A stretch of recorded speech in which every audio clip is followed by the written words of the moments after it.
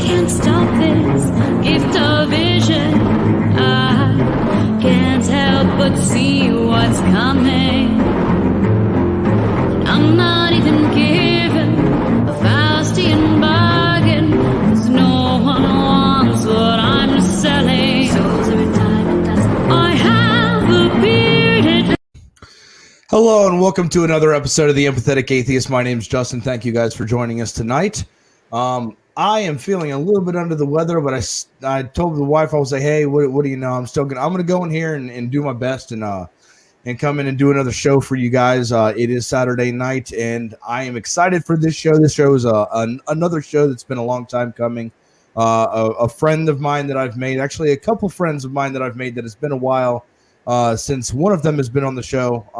But our guest tonight, I'm really excited for a very important person in the atheist community, and I'm very proud to have him on the show tonight. I'm very happy that he's here to join us.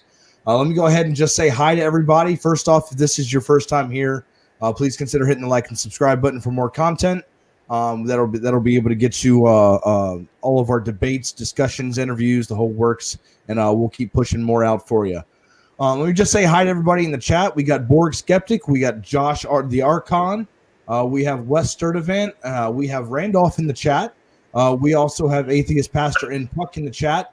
And we have a couple more people joining now after the intro. So let me go ahead and, without further ado, bring in the rest of the crew. We have co-hosting tonight with us is Atheist Pastor, who's in fair dinkum in my book. I don't know if anybody else understands what that means. that was a very good use of an Australianism. So I'm proud of you. You've done well. We'll get a few other ones into you by the end of the night, I'm sure. Absolutely. And then we have Randolf Richardson, who is the president of the Canadian Atheists. How are you doing, Randolph? Really good. Feeling flattered by your introduction of me just a moment ago. That's I never think of myself as important in the community. Everybody else is important the way I've always looked at it. So I greatly the organization that you run is something you're here to normalize atheism, and you're here to make this something that people don't raise their eyebrows at when they hear. You know, it's just, oh, okay, so you're an atheist. I get that. So you're completely changing the stigma of what it is to hear somebody call themselves an atheist. I've had people on the show before, like, for example, Scott Williamson. He doesn't like calling himself an atheist just because of how cringy it is. The word atheist is cringy to a Christian like faith is cringy to an atheist. Not all. Yes. I've noticed that people who used to be religious don't seem to very often don't feel that way. They don't go so far to say that it's cringy, but of course that's just not for them. And but yeah, the stigma, unfortunately, from what I call the atheism vilification community has put a lot of pressure on people. So you end up with, like, there was for a while Neil deGrasse Tyson was saying he's agnostic, and now he doesn't seem to have a problem with this, but it's just, it really is part of the problem too, is that the term gets conflated with anti-theism and sometimes mesotheism, anti-theism being an actual position. There are no deities, and mesotheism meaning the hatred of the whole idea of all this stuff. So this conflation comes because people seem to assume that atheism always reciprocates when there's something else that fits the category, and that reality is that's not always the case. So if you hold a position there's no deities, you also qualify as an atheist, but atheism doesn't actually make that claim, and that's kind of part of how we're trying to help with normalizing this. This is important because implicitly atheists are free from all of this stuff. We're completely free for whatever we do in our lives, making moral determinations, and we don't have rituals to live by. We don't have a bunch of dogma. We don't have a position to defend. We're just completely free of it all. And that's, to me, this is like the null hypothesis. This is the default state of who we are as people. And it's at some point in our lives, we learn about deities, or maybe we create the idea of deities ourselves. And then we have an option of deciding whether to believe in them or not. or to believe that they don't exist. But until then, you just don't believe in them if you don't have a concept of it. And that, to me, that's normal. And so I'm trying to say it's normal to not believe in things. So we have seen some progress in ending the stigma, but not nearly enough. And so it's important to keep pushing on all this kind of thing. And when somebody does make some kind of a comment that, oh, you're an atheist, there's some kind of problem with it, immediately denying it should be what it is, and immediately questioning it and saying, oh, well, what makes you think that? Open a dialogue and say, well, why do you think that's the case? Because I'm not like this. And I know many atheists who are not like this. So if we keep kind of broaching this dialogue and talking about it in that kind of way, and I would suggest try to use a non-threatening approach as much as possible, then, more people doing this, the easier it'll be in the long run for others in the future. That's kind of what I'm hoping for. So, yeah, that's. I'm glad that we have seen. You don't breathe. You don't breathe, Randall. You don't breathe. I don't think you breathe.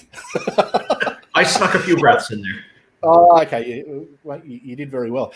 I guess one thing, it's an interesting point you just brought up there. And I guess, well, I think our definition of atheism is probably different, but my attitude is really if someone considers themselves an atheist, they're an atheist, and I'm going to treat them as such. Do you think that there's a problem within the atheist community or the secular community in general over definitions, a little bit like you would get with the religious? It's if you're a Catholic, you're not a Christian sort of thing. Do you think that we've sort of got our own version of that? Well, hang on, if you take this position, you're not really an atheist. Do you think there's a little bit too much of that, and it's really something that we just need to move on from so we don't sound like the religious? There are. I don't think it's a major problem. I think there's a few voices that are quite outspoken who are trying to sabotage what atheism is. And for whatever reason, they don't like it that somebody isn't taking a position on something. But the reality is there are a lot of people who don't take a position on all kinds of things in life. Like there's plenty of people out there. If I was to ask people who are not familiar with the concept of the Marklar, and I was to ask, okay, do you believe that there are Marklar living on planet Marklar? People might be able to guess I'm talking about an alien species, but a lot of people say, I don't even know what that is. How can I believe in it? Exactly, that's the point. And then, of course, you watch the Starvin' Marvin episode of South Park, and then you learn all about the Marklar. And I'm pretty happy that I knew exactly what you were talking about. Yeah. I'm not surprised that you guys are up to date on this stuff. So that's great. But then, of course, we still don't have to hold a belief position on whether or not they exist.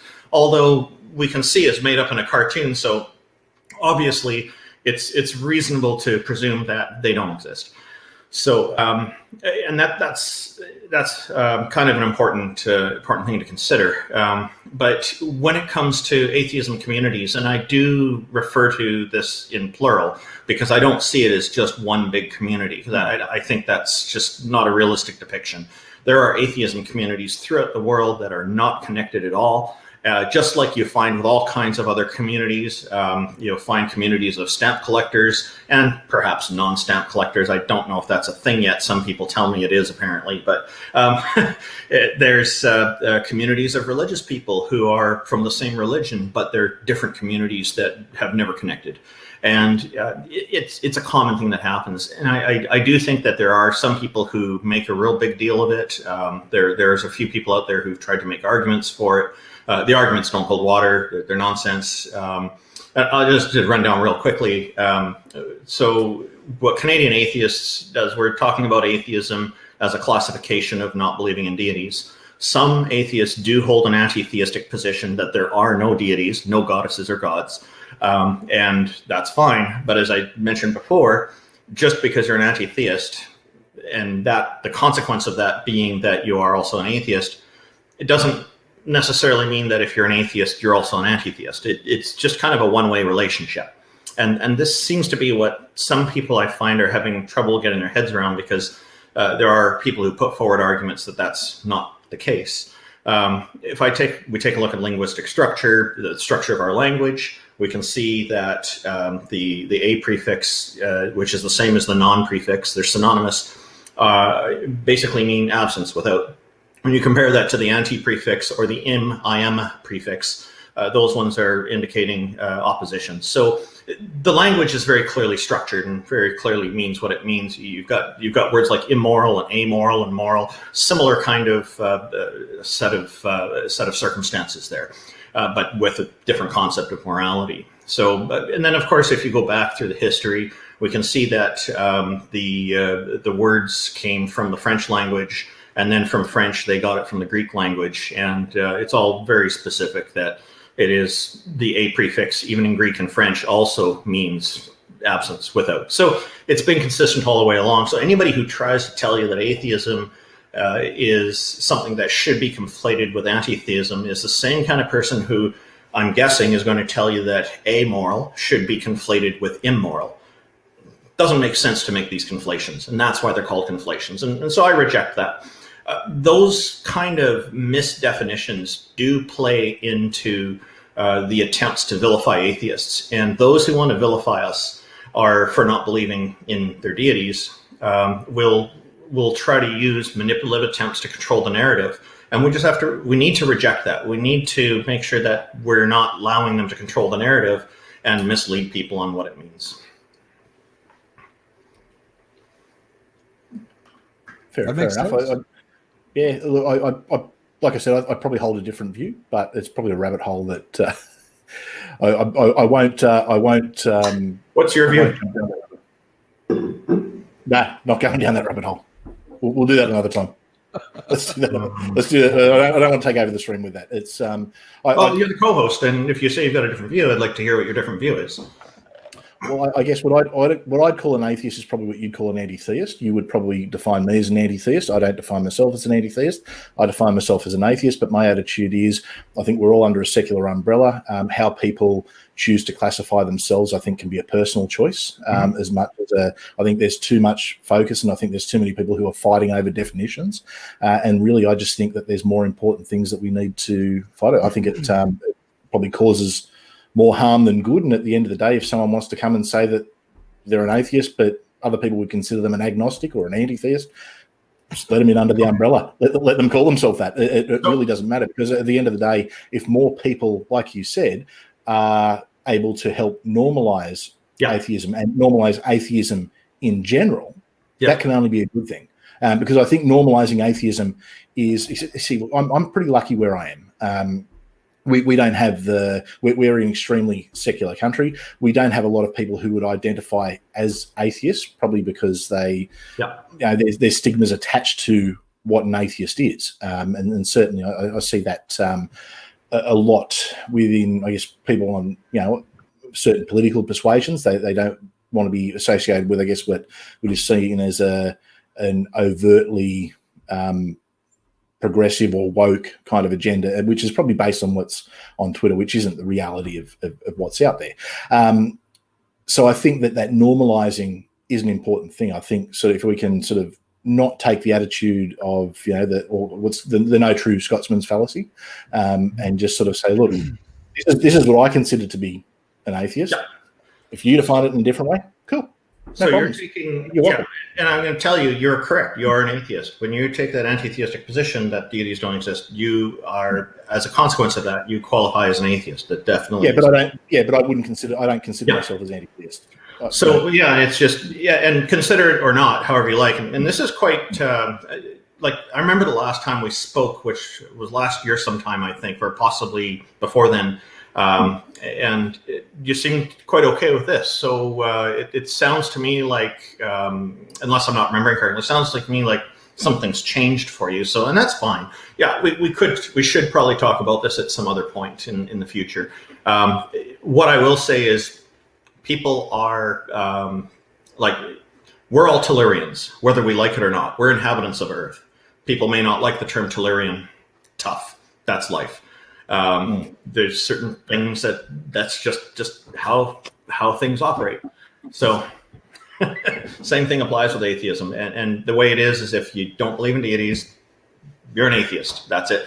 There are other words for it you can use that are synonymous, like non-theist and other things like that.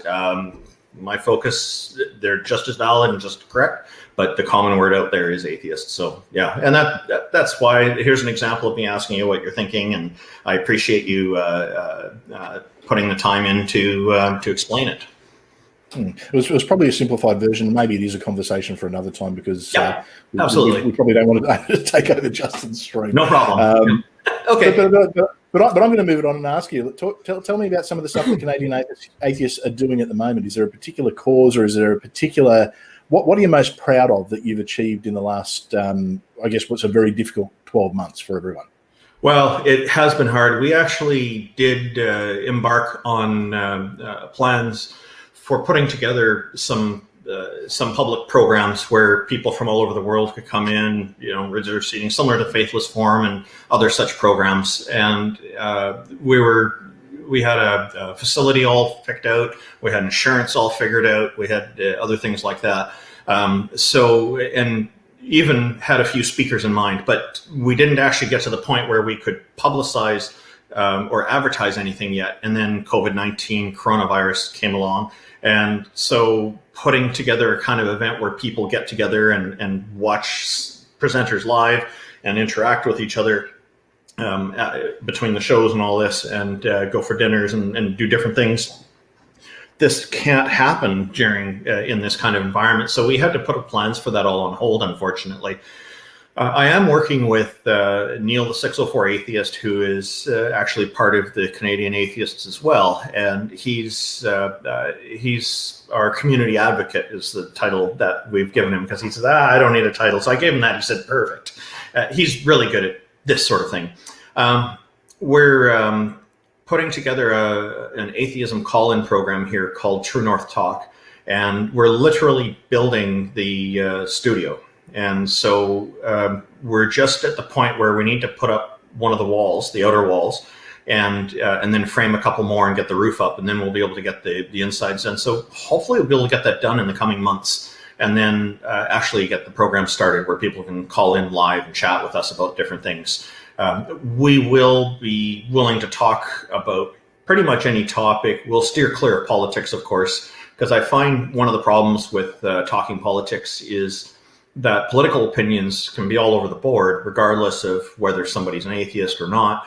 And so this can create quite a bit of division, because I find with politics, there can be a lot of different opinions that sound like they're correct because they're justified in various ways, and they can all contradict each other. So everybody can be right and wrong at the same time, and then you get a lot of division, and quite often more than two directions. In certain countries that are polarized, like in the US, to left and right, there's usually only two ways that people divide, but in a lot of other countries, we see more division in different directions. So that's kind of one topic that we're planning to steer clear of, but we'll cover pretty much everything else. Well, you're surely not suggesting that politics is polarized and could be controversial. Surely not. It seems to be that it is in some places. It's unfortunate.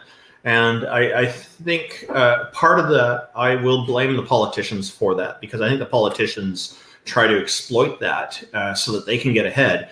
And where their foresight is lacking in that is that it damages society. It damages it in the long run, because what you have is people fighting instead of people talking and trying to exchange their ideas freely.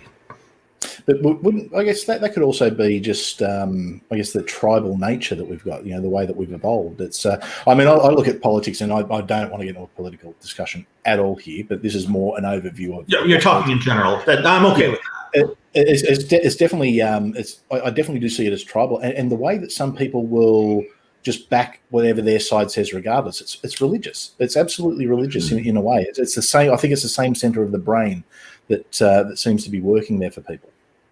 Yeah, you're probably right about that. So I don't know if I'm really comfortable with calling it tribal, but this is not an area that I've looked into. So it's that would be mainly the reason for my discomfort. I'd have to know more before I could go along with that. But I think I understand what you're getting at there. Yeah. I have a question for actually both of you gentlemen. And it's I don't think it's really political, but it could slightly be political. Well, just to say, the reason I stay away from the politics stuff is because usually people get into talking about specific politicians or specific parties or specific. Oh, no. Yeah, my question has really nothing to do with like specifics or anything. Yeah. So my grandfather, who me and my wife take care of, he sits down and watches Tucker Carlson every day. He's a big Fox News guy. He's a big Trump supporter. He always looks like he's got a headache. Right? Yeah. I'm like always wondering, why do you watch this like this? Isn't this stressing you out all day, every day to always have Fox News on? But he loves it. And I was talking to him, and we were talking about the $2,000 stimulus plan that they're trying to come out with. Bernie Sanders has come up with this plan to where we would get like monthly checks. And he goes, that's not just possible, Justin. The money's got to come from somewhere. And I'm like, hold on, wait a second. Do you think that America is the richest country in the world? And he was like, absolutely. And I just kept my mouth shut. I said, do you think that America is the greatest country in the world? And he goes, of course it is. And I was like, so I speak to people on a daily basis that live in separate countries that are getting monthly stimulus checks from their governments. Wow. And they're looking at America like, why isn't your government taking care of you? Now, if we are the richest and the greatest country in the world, and all these other countries are able to take care of their people, what's going on with America right now? I'm going to guess that their criteria for greatest country may be different from yours. Well, I mean, if we're going to talk about people in prison per capita, I mean, the U.S. takes the cake on that. But how does it feel from each of you guys on the outside looking in at this soap opera reality show that America's going through right now? What's going through your guys' mind? I think it's very sad. I think it's very sad because these are people who've been supporting the government through taxation for a very long time, and through multiple regimes from both sides of the political spectrum there. And now they're in a time of need, and the loyalty isn't reciprocal. And that to me bothers me, because I feel like it's going to result in a lot of people feeling let down. And the ramifications of that for the future of the country could be very bad. If people feel like their government is not there to support them, then how might they react? If somebody's doing something bad to try to take down the government, might they be less likely to report that, or things like that? And that's a concern. But there's other concerns too. If people feel like they're not supported, then they some may barricade themselves in some kind of a protective shell and try to distance themselves from the rest of society in some ways. And others may try to group up with society and cause some problems. And that's the thing. When people feel like they've been let down, and especially if they're in a situation where they feel like they have nothing to lose, their reactions can potentially become very, very bad a lot more easily. Okay, so I'm going to give myself a disclaimer here. I am a conservative.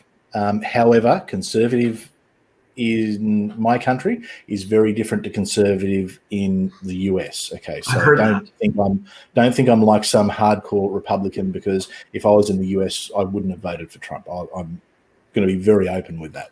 Hank Hill apparently wouldn't have voted for him either. I don't think many people. 75 million people did apparently, but anyway, that's odd. But that's tribal stuff. But we won't go there. Okay, so I take a slightly different look. Opinion. I think stimuluses are good because they are used to stimulate the economy. You can't use them as a permanent solution though. Things in smaller nations with smaller populations, you can do things like universal wages and things along those lines. In a country the size of America, it would have a fairly dramatic effect on the American economy, and also would have a dramatic effect on the economy of other nations around it. I take the point that Randolph said about that people have put in taxes over the years, and I understand that. But by the same token, the people who have been paying their taxes over the years have also had the benefit of those taxes, whether that's through, I guess safety. I mean, no one's ever going to invade America. Let's not kid ourselves. There's a lot of money spent on the military, but no one's attacking. No one large or credible. I mean, obviously you have the smaller, terrorist attacks, things like that. Yeah. But no one. So you're safe there. You got the benefit of the roads. You got the benefit of living in a very, very comfortable country. Now, there's a lot of things that America gets wrong. Healthcare is the biggest one that America gets absolutely wrong. I agree. There should be some sensible options that are put in place to look after, I think, the people and certainly the economy at the moment. I think the economy hasn't been very well looked after the last year, and I think part of that is because in an election year things have been polarized, getting things through a Congress, a Senate, and then a presidency that, even though Trump was a Republican, he was very different to the Senate Republicans, and then you had the Democrats in control of Congress. It really sort of stifled a lot of what could be done. People say it's a bad thing that the Democrats control all three at the moment, but that could actually see some progress and some things get done. And if people don't like it, they can vote the other way next time. But it's probably going to be a good whoever had control. It's good that someone's actually got control. They can get things through. Look, America. I say this with a lot of love. I love them. I love America. I think it's a great country. America is not the greatest country in the world. Australia is, in your view, right? Of course. Oh, no, of course. But I think blame Canada, everyone. Blame Canada. I think Americans really underappreciate what they've got. I see a lot of people complaining about their lives in America as if they were living in a third world nation. And okay, I get that there are people who do live below the poverty line, but they're also living below the poverty line in one of the wealthiest nations, or the wealthiest nation, at the wealthiest time in human history. So I think that there does need to be some perspective. And I know certainly a lot of people that I speak to from, I guess, countries that aren't as well off as all three of our nations, they do roll their eyes a lot at what they sort of they perceive as a little bit of arrogance, or even sort of a lot of privilege, I think, from the Western world in general. But I do see a lot of that. But there is a lot of things that a nation that is as rich as America should get right. Monthly stimulus checks is not the solution. Thank you, Jenna. I think that the way you may be looking at it is that, and I agree with your point that people are benefiting from all the services all this time that the taxes are paying for. And that I agree with pretty much everything you've just said. The part where people are in a bad position now, where it's companies are shutting down because of restrictions and whatnot, and more difficulty with doing business. A number of businesses have shut down. It's an unexpected consequence. Absolutely. I do feel that the government has a fundamental role. Every government does, and that is a role of protecting their citizens. And so, providing them with a little bit of stimulus during these difficult times is an important thing to do. They've already proven that they're willing to do stimulus by providing it to large corporations in the past, big motor vehicle companies, for example. And even when the big companies didn't, apparently some of them said they didn't even want it, and they took it anyway. Of course they're going to take it. Of course they're going to take it. They'd be mad not to. Yeah. So, but I think, sorry, just to clarify, I think what Bernie's talking about isn't just during this period. He's talking about as a permanent solution. Okay. Yeah. So there is an important aspect there.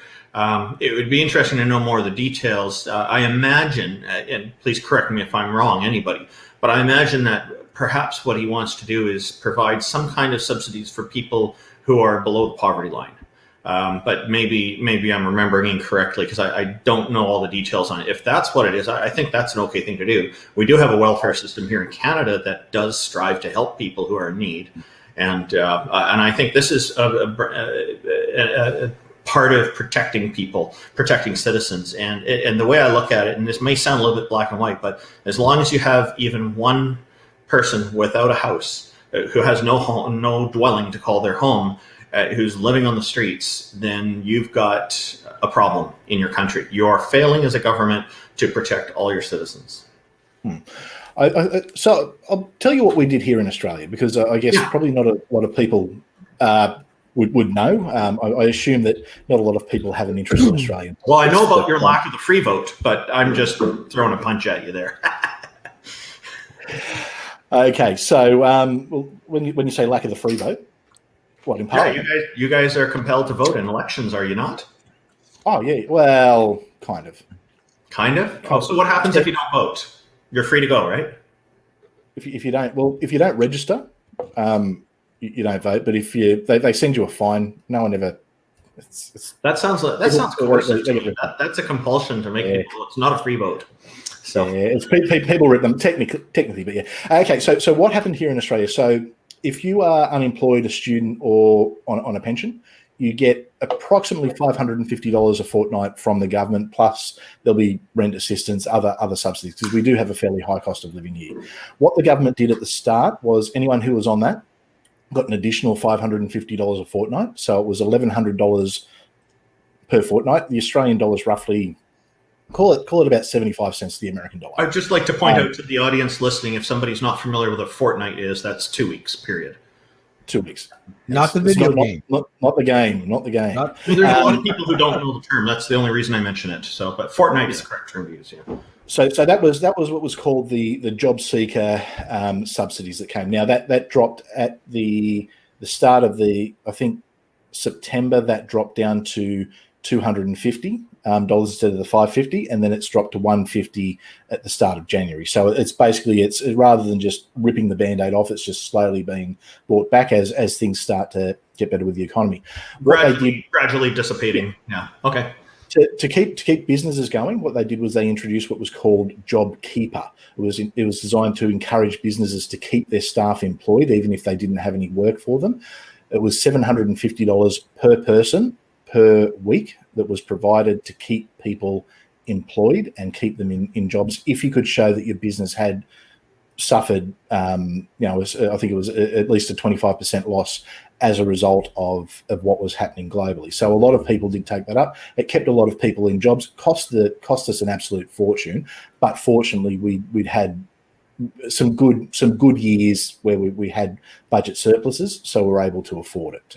So that's what we did. But once again, it was always something that was set with an end date, and it's gradually. We actually, I was just saying beforehand, we've actually today they've just announced we actually have no COVID hotspots in Australia at the moment. So we, for the first time in a long time, no COVID hotspots. I think there was one brand new case in the last few days, or one community transmission in the last few days. We're still getting them from the returning international people, but they go straight into quarantine. So that's what we did. So that's our government is a conservative government, I think your government's doing the right things. In Canada, we have similar kind of programs going on. Yeah. And so we've managed it pretty well there. So I think that yes, the government should be doing a lot more for people. I don't know if necessarily. I think the stimuluses do help. There does need to be some kind of ongoing assistance during everything that's going on. But I think when people are advocating that as a permanent solution, look, I'm a conservative, so I'm naturally going to be opposed to programs like that. But I think even people who aren't conservative, generally, when they look at the economics of it, would agree. We see a similar pattern here with people who identify as conservative. Very often they're against the welfare system, that some of them are even known for making comments like those people need to pull up their boots and get a job, or we hear kind of things like that. And I think that's not really fair for a number of reasons because, and I'm not saying you're doing that because I don't know if you have that attitude or not. No. I imagine you probably don't. But there are some kind of, I guess these would be extreme end of conservative spectrum who are coming up with this kind of idea. They're kind of a little bit bigoted, I find, but it's strange because if you want to help people get out of poverty, but you're not going to give them the resources to do it. How do you expect them to succeed? Sometimes there just aren't enough jobs available. Sometimes they may have a health condition that makes it impossible for them to get a job.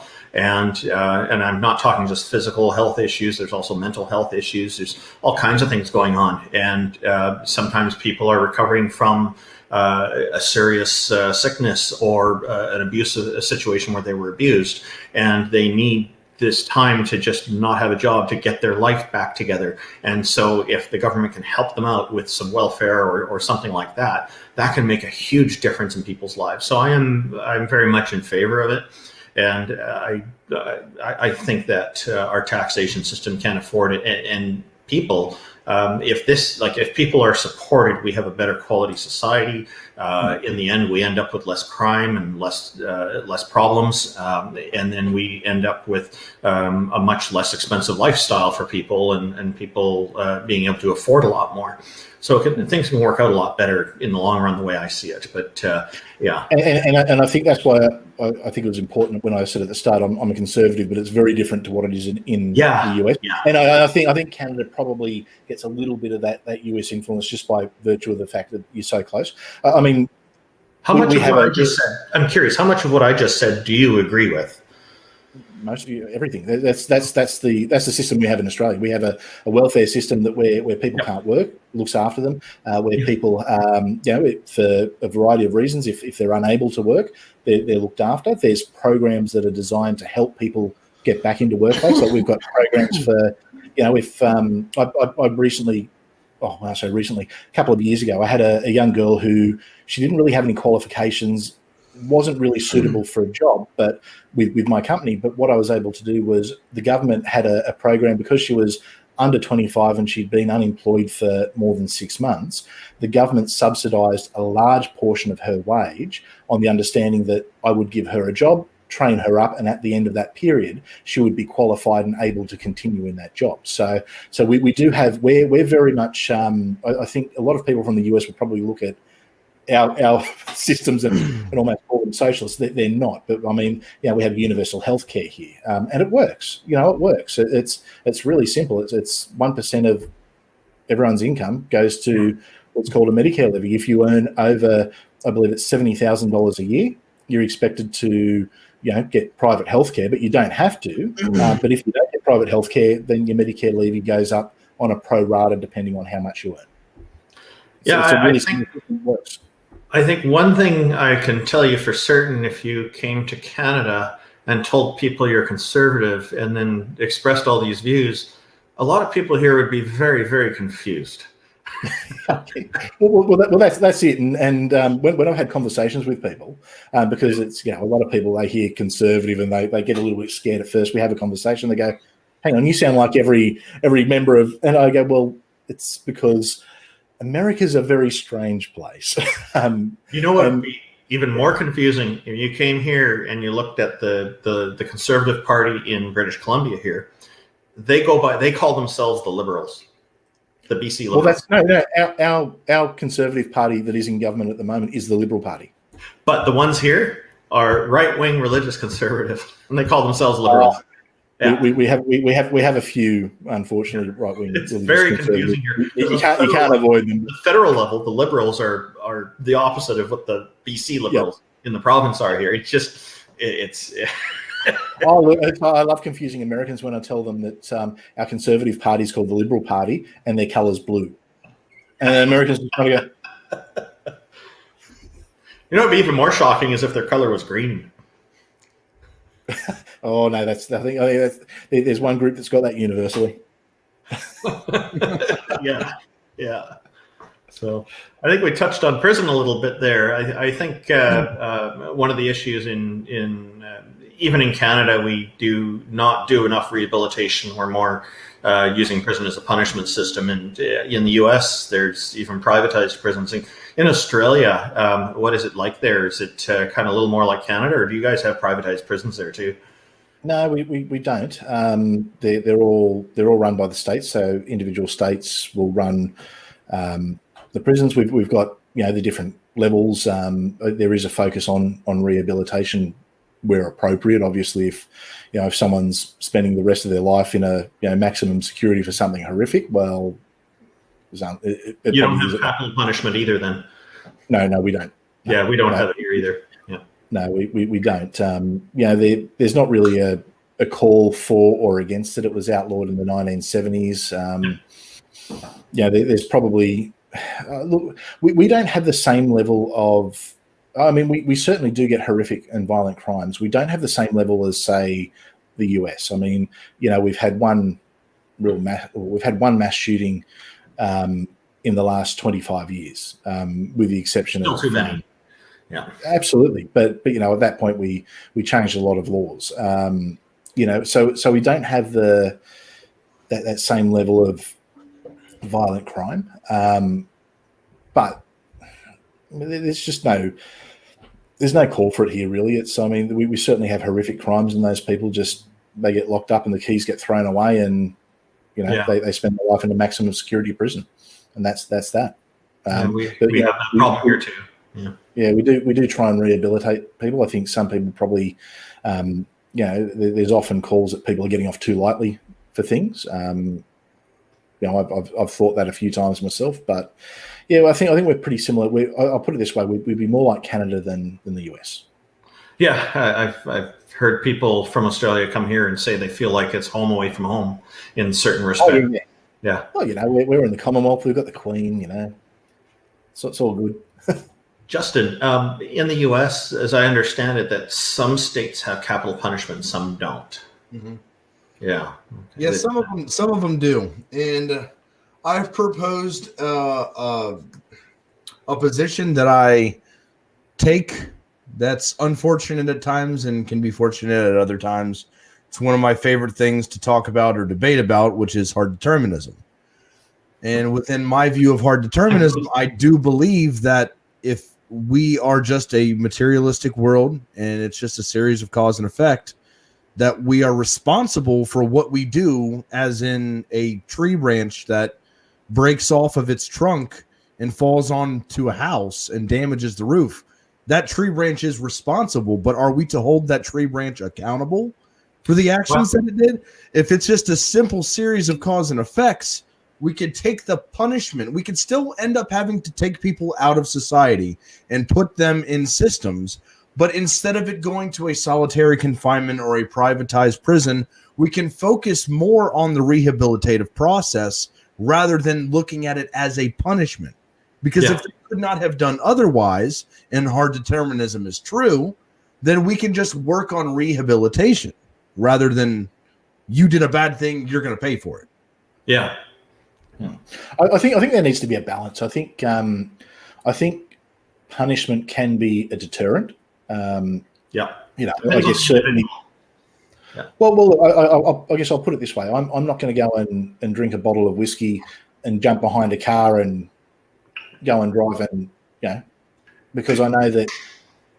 Well, if I get pulled over, I'm probably going to lose my license. There's that deterrent, but also I know that if I hurt anyone and I've done that, I am going to go to jail. So there is that deterrent there.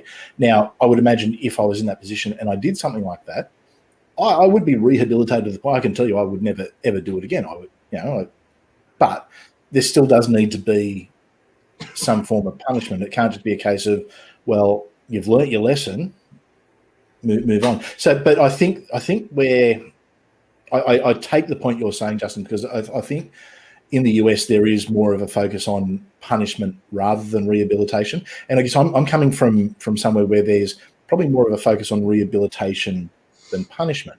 Mm-hmm. So I'd like to think that there's a balance. This gets to some of the ideas from religions. Very often, the only thing that is used to deter people is punishment. And it seems that it results in a lot of people thinking that punishment is what needs to be done for all crime, and quite often that's not the case. And if we take a look at the Holy Bible, for example, punishments very often don't fit the crime, and some are just done for no reason at all. And it's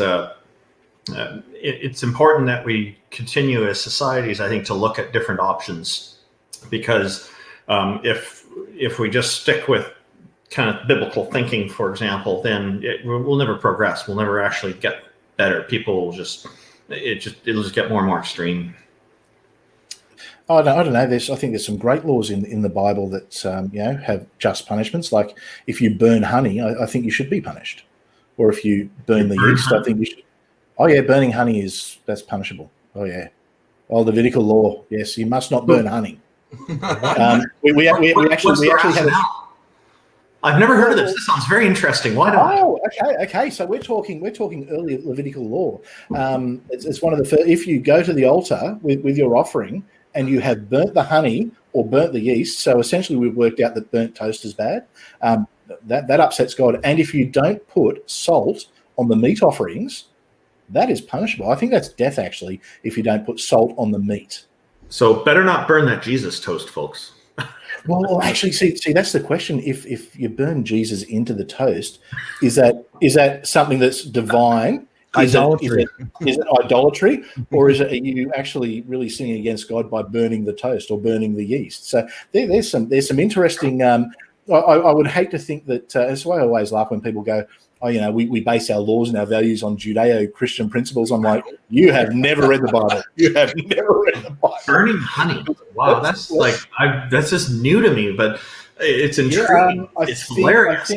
I think it's Leviticus 3:11. I think. I spent way too much time studying the freaking Bible.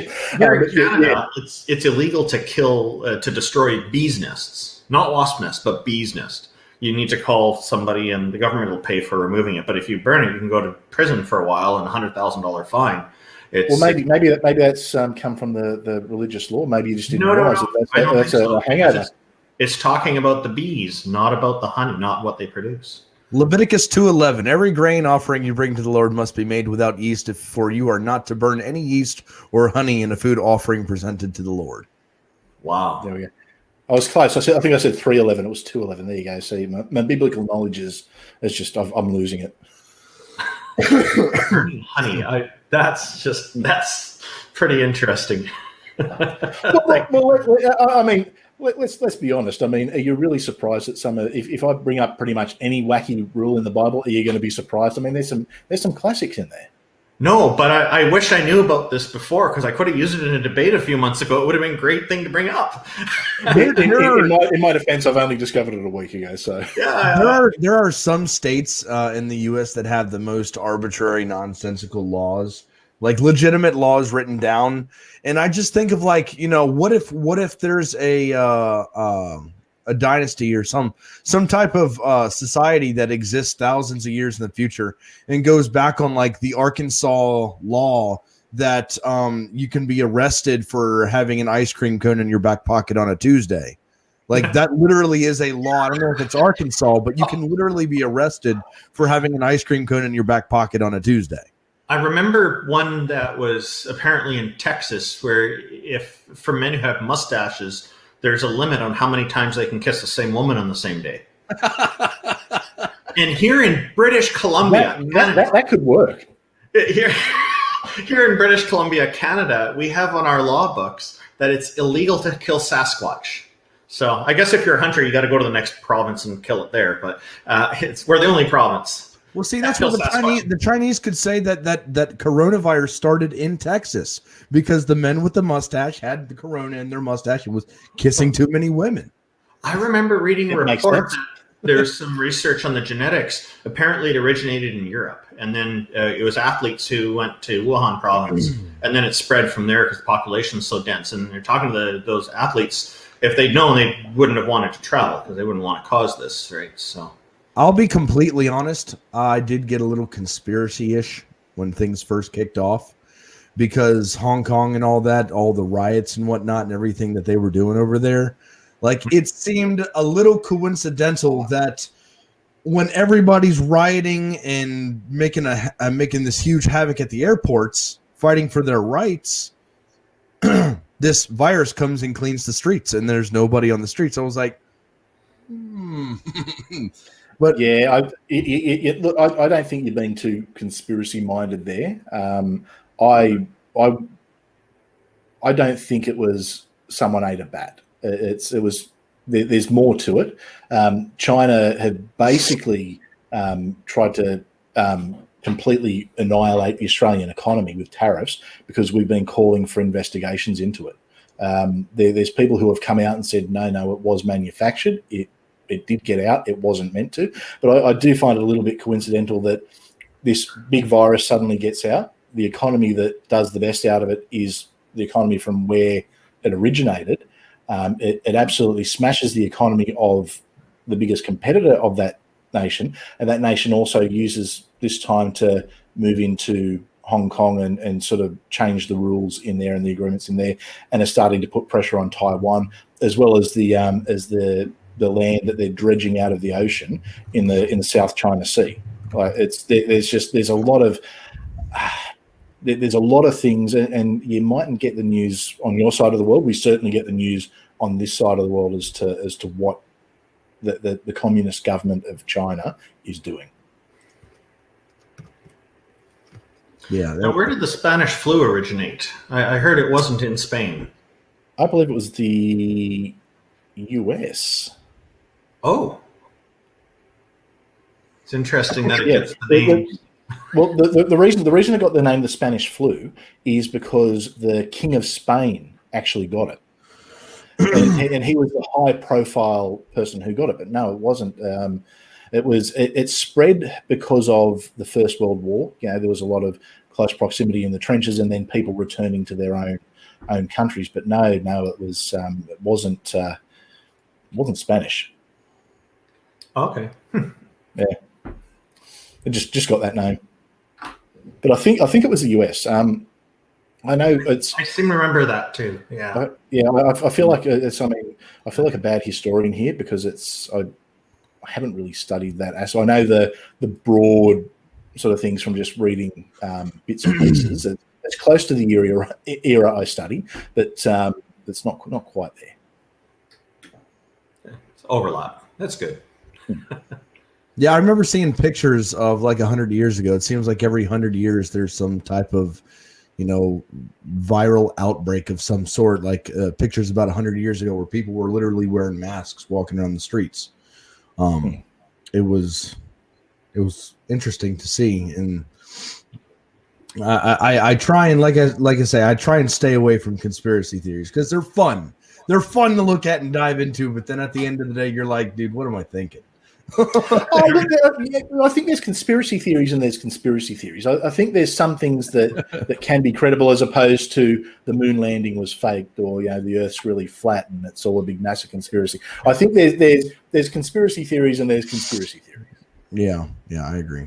And there's things that we find out years later that happened, during the Cold War between the US, like some of the experiments and programs they had, and same with the Soviet Union. That at the time probably would have been, that's just a conspiracy theory. And then you find out years later, no, they did that. Like the US government using LSD to try and enhance soldiers. Things like that. Can you imagine if someone today came out and said, the US government's using LSD to try and enhance their soldiers, people would go, no worries, mate. Sure. Yeah. Okay. There's a special corner of the internet for you. But then you find out that some of these things were true. And it's, but I think you do have to be, I think if you go to anything with, a skeptical mind, but look at, okay, let's weigh up, is this something that's based in reality, or is this something from the crackpot corner of the internet? There can be, I don't think everything should just be dismissed as a bad conspiracy theory. Plus, they can be fun to think about. Let's be honest. Yeah, it seems to me that conspiracy theorists tend to way overthink things. Absolutely, they do. Yeah, and they'll have that same sort of part of their brain that's almost like that religious person who is going to do mental gymnastics to justify something. I do see a lot of that.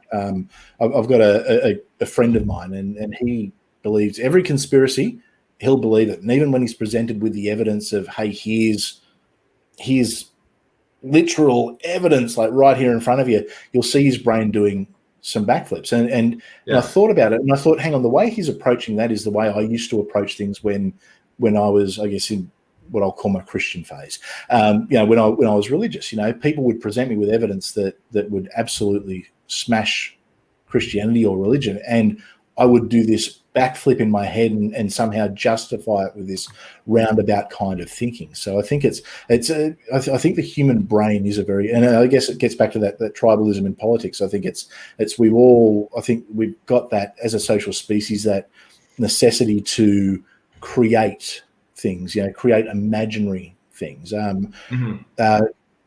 Harari, Yuval Noah Harari, if you haven't read his book Sapiens, I highly recommend that, because that will give you a great understanding of the way that, I guess, the human brain and society evolved.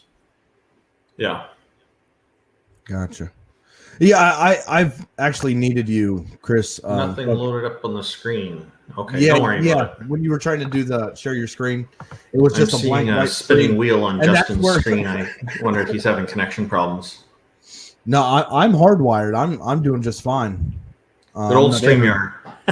Yeah.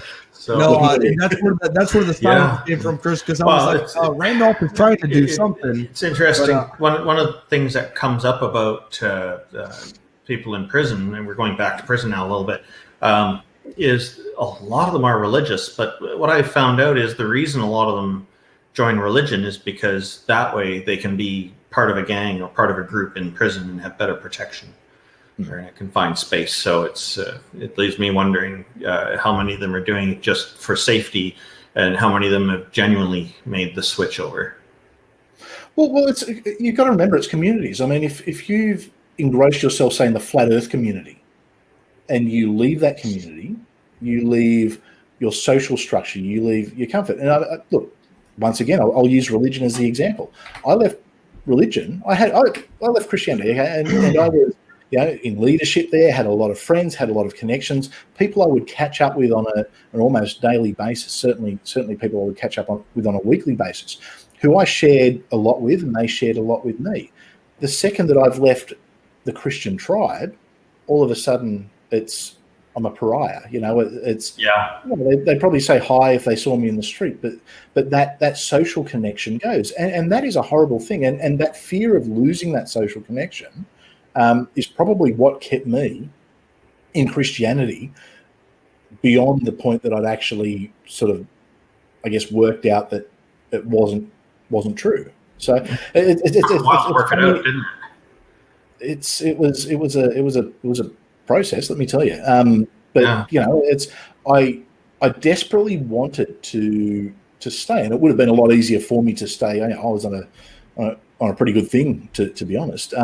It would have been a lot easier for me to stay within, Christianity, but that was ultimately, that was because of the social structures and the life surrounding it and what I lost. It's if you join a football club or a sporting team, okay, you'll associate with those people while you're a part of the team, but if you leave the team, you'll find that those connections will start to go, and it's that tribal aspect of who we are. Except the difference with religion is they really try to vilify people who leave sometimes. Sometimes yes, sometimes no. I mean, that wasn't the case with, I guess, the version of Christianity I was with. It's actually probably one of the nicer, more accepting versions, and they, one of the things that they'll criticise groups like the Jehovah's Witnesses for is the shunning policy. But the reality is, it's you lose that thing in common that I guess connects the social unit. If you don't have that one thing in common, it does spit you out from that social unit, that social grouping. It's I guess for people who would come to me with problems, and I guess for pastoral care, for lack of a better term, those people obviously don't come to me now. It's the thing that we had in common of, looking forward to church and talking about, religion. Well, I mean, I can still talk religion with them, but it's a different conversation. It's not one they're comfortable with. So there is that. But I see that within, that's not just something that's limited to religion. You see that within a number of different social units, whether it's political social units, whether it's, if I, the multi-level marketing is another one. Yeah. Oh, multi-level marketing is a great example. That's cult-like in its tendencies. Yeah. But, and that's why I use the sporting group as an example. It's I ran an organisation for a few years, a business organisation. Had some great friends, people I spoke with on a regular basis as a result of that. I decided to step back from that role and look at focusing on other things.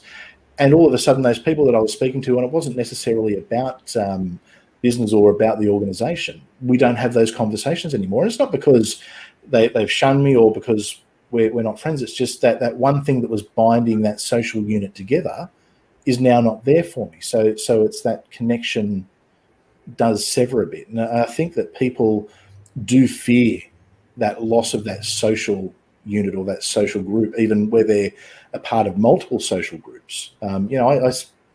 You see it all the time. I mean, have a look at Twitter. It's all the little social groups, and I think you'll find that there's people who maybe don't hold the same values as everyone within that group, but through they have that fear of speaking out, because if they do, then they can get cast aside, and that happens within a number of different groups. I think it probably happens almost within every form of social group that we have. I think a lot of the religions are capitalizing, perhaps by design, capitalizing on people's fear of being alone. And that's why they emphasize so much the social aspects, because they're meeting in large groups every Sunday or whatever day they've chosen, and doing things. No matter how horrible they are, people are together, and people are interacting, and that gives people a sense of community. Even if it's even if it's a crappy community, people will stick with what they're familiar with. They fear the unknown, and the religion does promote the idea that the unknown is a scary thing that should be avoided, which is kind of a shame, because it kind of stifles scientific inquest and other things that can actually be helpful to people. Hey, Justin, sorry, go ahead, Chris. Oh, I was going to say, I think we need to be a little bit careful at times with religion as atheists. And maybe I'm sort of going a little bit off topic here, but I think we can be pretty quick to demonize religion. Now, we aren't. I'm not demonizing. I'm just pointing out the tactics that I find are very common. Yeah, and I agree that there are some groups that do it. I think though that there are a lot, I think, with the best of intentions that may not always work out. Yeah. So, Justin, I was thinking, Chris and I ended up running like crazy here, talking, but you probably had some ideas, some other things you wanted to talk about. Well, to be honest, I thought it was fantastic because, like I said, I'm not feeling too well, so I'm over here with my mic muted, coughing my lungs up. Yeah, so you guys were good to go. Now, I did hear an idea the other day, and it's kind of delves back into politics, not like speaking about specific politicians, but I know Chris is big on politics, and he's also a historian. So whenever I have a conversation with him, I try and at least get a little bit of that out there, because I don't really get to talk about politics too often. I actually refuse to talk about politics most of the time because I'm just not well versed on it. Like I'm well versed on debating, the Trinity or, I do find Chris's views on politics to be quite insightful, quite interesting. So. Yes. So I saw a video. I don't know if you guys mess around with TikTok at all, but. I have TikTok. I have TikTok, and I was able to do my first live today on TikTok. If anybody's interested and has TikTok, you can follow the show. All the links are in the description below. But that was a good rhyme. Yeah, right. Just in time. So I saw a video on there. There was this like 8 or 9 year old kid, and his dad said something, and he was like, he said something to his dad about fascism, and his dad said, "Well, what do you think fascism means?" And the child's response to his dad was, "Isn't it basically capitalism without the money?" Wow.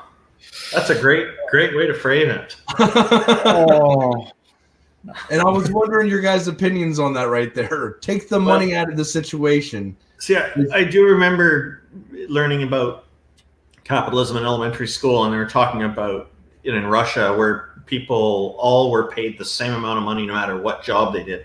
So to say it's capitalism without the money doesn't sound like it's entirely accurate. I think they were focusing more on basically the small, tiny percentage, the elite, are in complete control of everything.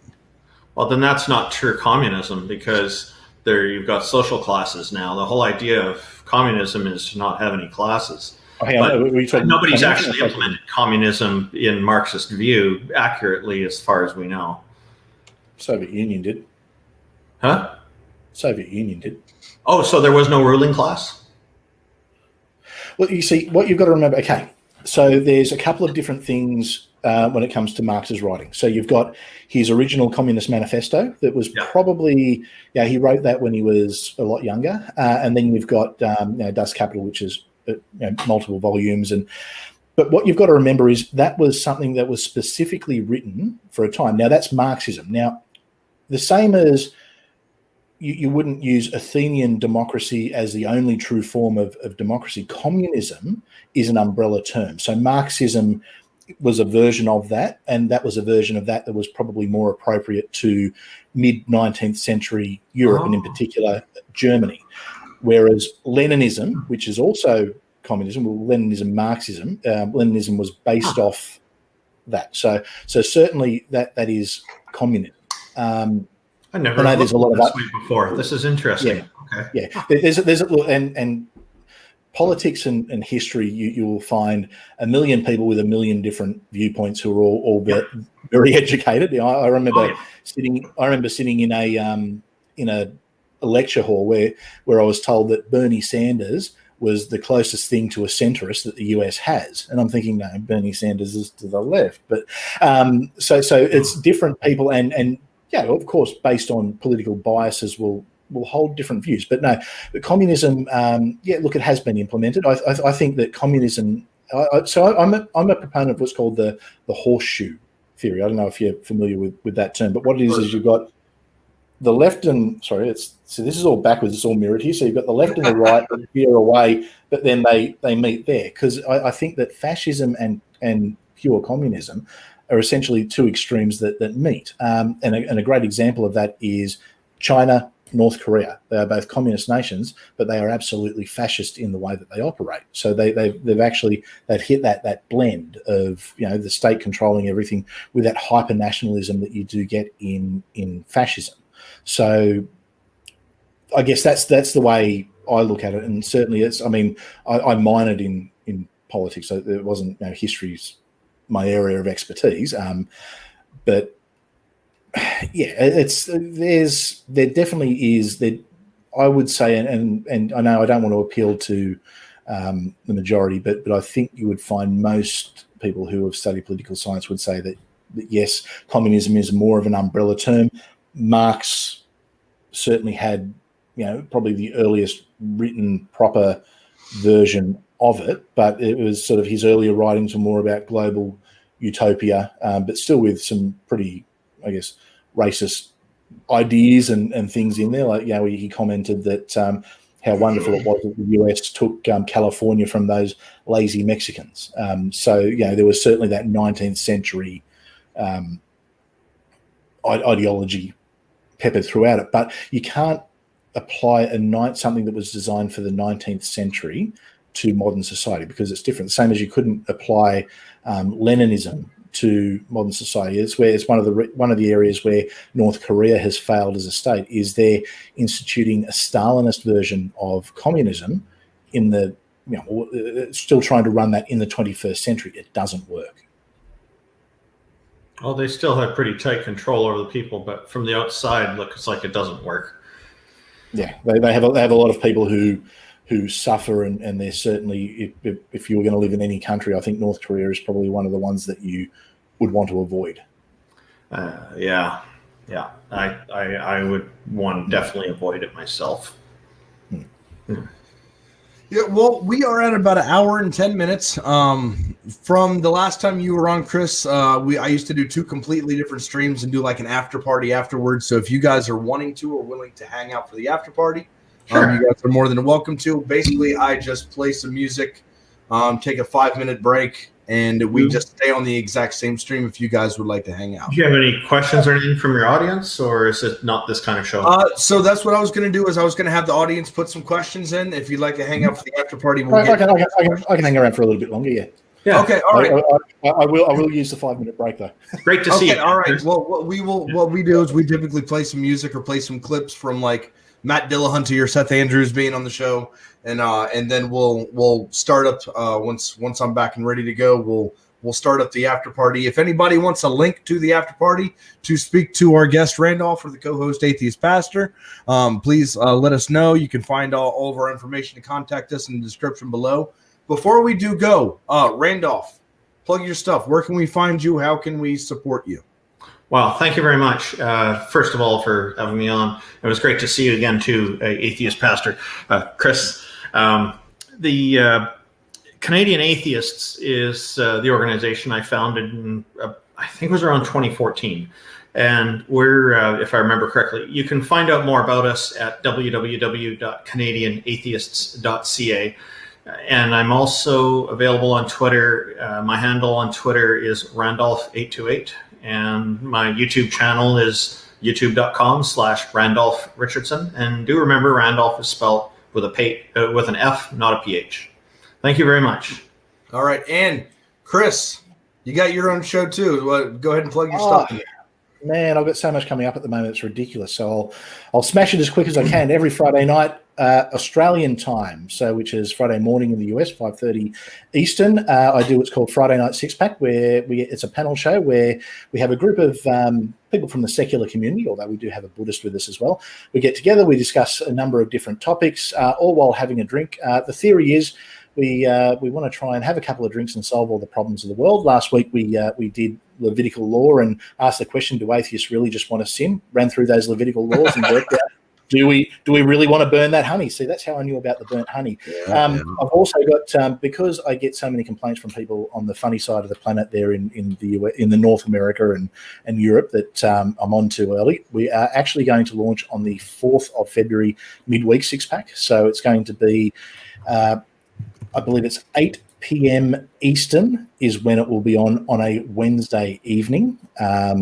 So that's coming up in the next few.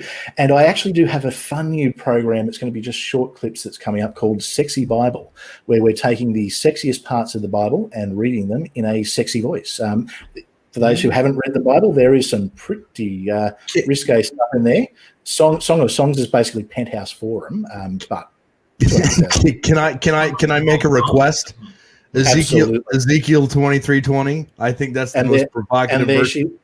And there she lusted after her lovers with genitals like those of a donkey and a mission that flowed like that of a horse. That's one of my probably my favorite Bible verse of all time. Ask you about donkeys. You guys we're all on the same track here. I can guarantee that will, and the following verse, which is, and there you something for you remember the lewdness of your youth when in Jerusalem your young breasts were fondled. So I mean there's heaps of gold like that throughout the Bible. So we're going to be, so anyone who does have a particularly sexy voice or thinks that they can do a sexy voice, we want to get you to record the occasional clip, because there's only so much sexy Australian I can do.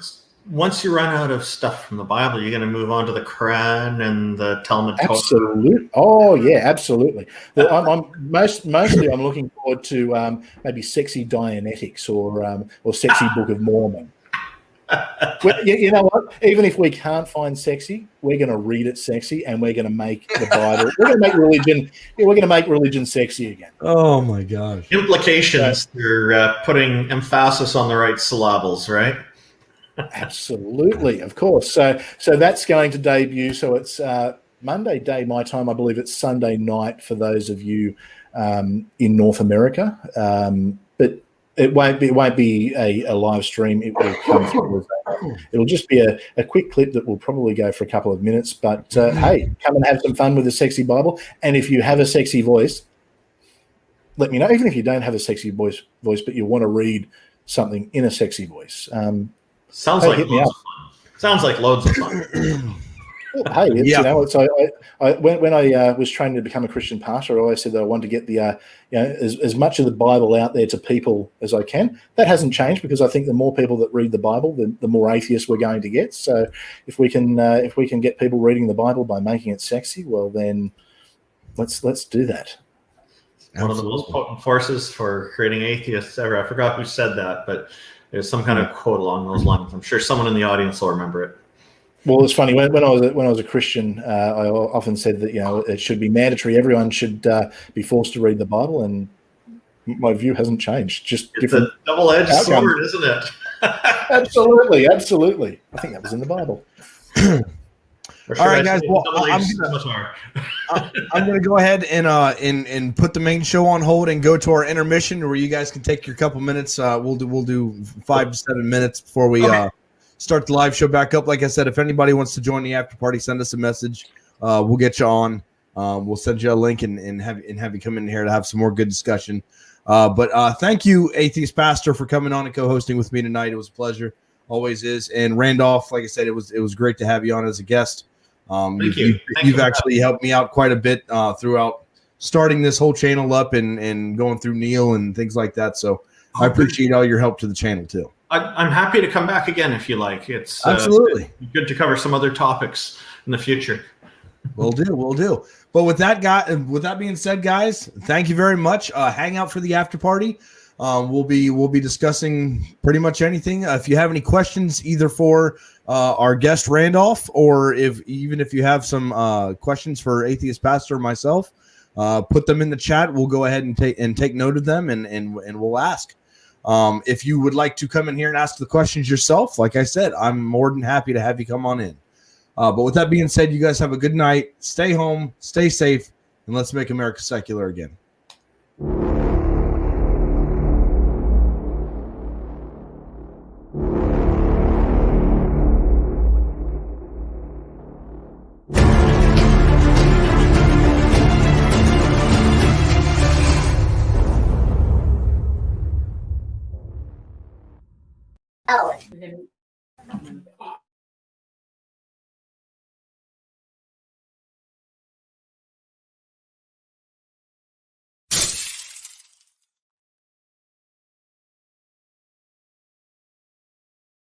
Primarily around a family of Southern Baptists. I walked down the aisle at around the age of 5 to accept Jesus into my heart, and was active in the church all the way through high school. I mean, most of my friends were there.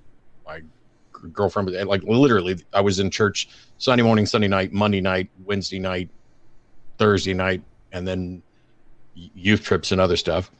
And then I went in the Navy for 8 years, and then I came down to Austin and worked for Dell for a few years, along with some other organizations. And eventually I lost my job. I thought God was punishing me. And so I decided to say, hey, because I thought God wanted me to be a preacher, and I thought I was running from this calling. And so did the people in my church, by the way. Even a couple of years ago, when I did a debate against Mike Lacona here at Austin Baptist, they flew down from St. Louis, and one of them got up, during the Q&A and was like, hey, we thought you were going to go on to do great things. And I was, in my head, I'm going, I did, but it's just not the ones that you thought I was going to do. Yeah. And so in my attempts to be the best Christian I could be and get back into the ministry, and my roommate at the time was an atheist, I wanted to figure out how to talk to an atheist, because I didn't want to get to heaven and have God say, hey, here's this guy who you live with, who you love like a brother, and he's going to hell because you didn't do what you're supposed to do. And long story, not quite so long, it all backfired, and I realized I didn't have any good reason for my beliefs, and then I studied some more, and here we are.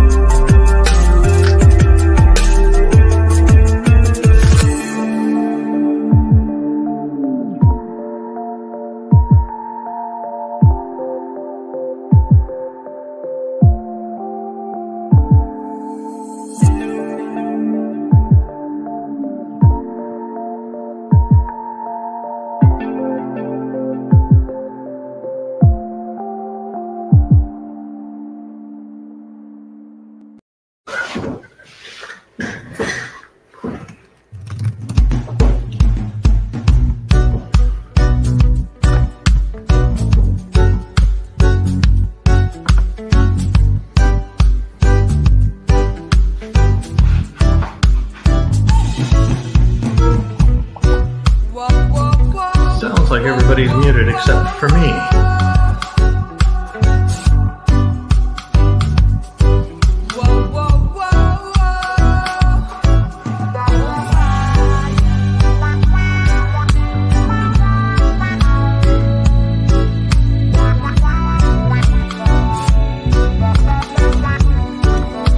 Hey Randolph, you. Hello. Hey, this is Justin. The fat. Yeah, it's good to talk to you. I've seen you on quite a few things, and I'm excited for the opportunity to talk to you. Oh, then so am I. I think this is great. I like meeting people who've been seeing me around on places. Thank you very much. Do you make appearances on other shows as well? Yeah, absolutely. Katie, the trans atheist, I appear on her show every Monday, and then I've appeared on this show, and I try to make the after party as much as possible. And I also have my own channel. I literally just finished a video that I have to start putting together. But yeah, pretty busy. I'm not familiar with Katie's show. What was that? I don't believe I'm familiar with Katie's show, and if you can put your link into the private chat, I'll take a look at your channel and subscribe. Absolutely, thank you so much. Basically my gig is I'm trying to read the Bible from the perspective of somebody that's never heard of the Bible or religion, and read it as kind of a comic book. It's hard whenever you know what's in there, but that's the main goal. It's pretty messed up comic book though. Okay. Oh, good. The video just came back. Yeah, that'd be great. I think that's good. Are you familiar with Junk Shop Library?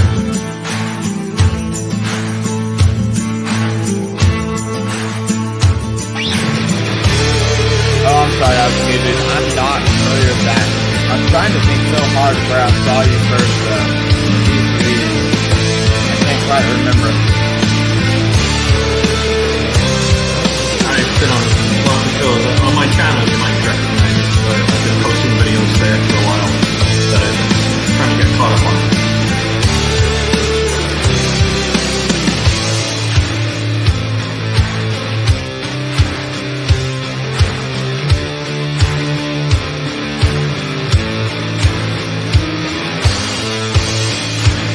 Justin, you're muted. Yeah, I didn't know if we're talking over the live video or not. Sometimes that happens. Well, it's been a great conversation. Hello, Borg. Yeah, I'm pulling up I'll pull up a link to both. That was Katie we heard. I'll pull up a link to both of our shows. I'm sorry, I only hear your voice. Mine? You hear me now? Oh, I hear you. Yeah, I can hear you now. Okay. Hi, Justin. You have a beautiful voice. Thank you. I know. Weird. I wouldn't think so right now. Actually, I don't know if I've shown you. I think I showed you, Fad. James Gibson, good friend of mine. He sent me a video. He sent me a video of somebody who looked exactly like me, and I almost was convinced that I had a fantastic voice. I'll put a few seconds of it up here. What's wrong with your voice? Your voice sounds fine to me. No, it was me you showed me, and it is very compelling. It's striking. This is. Yeah, hold on one second. Let me.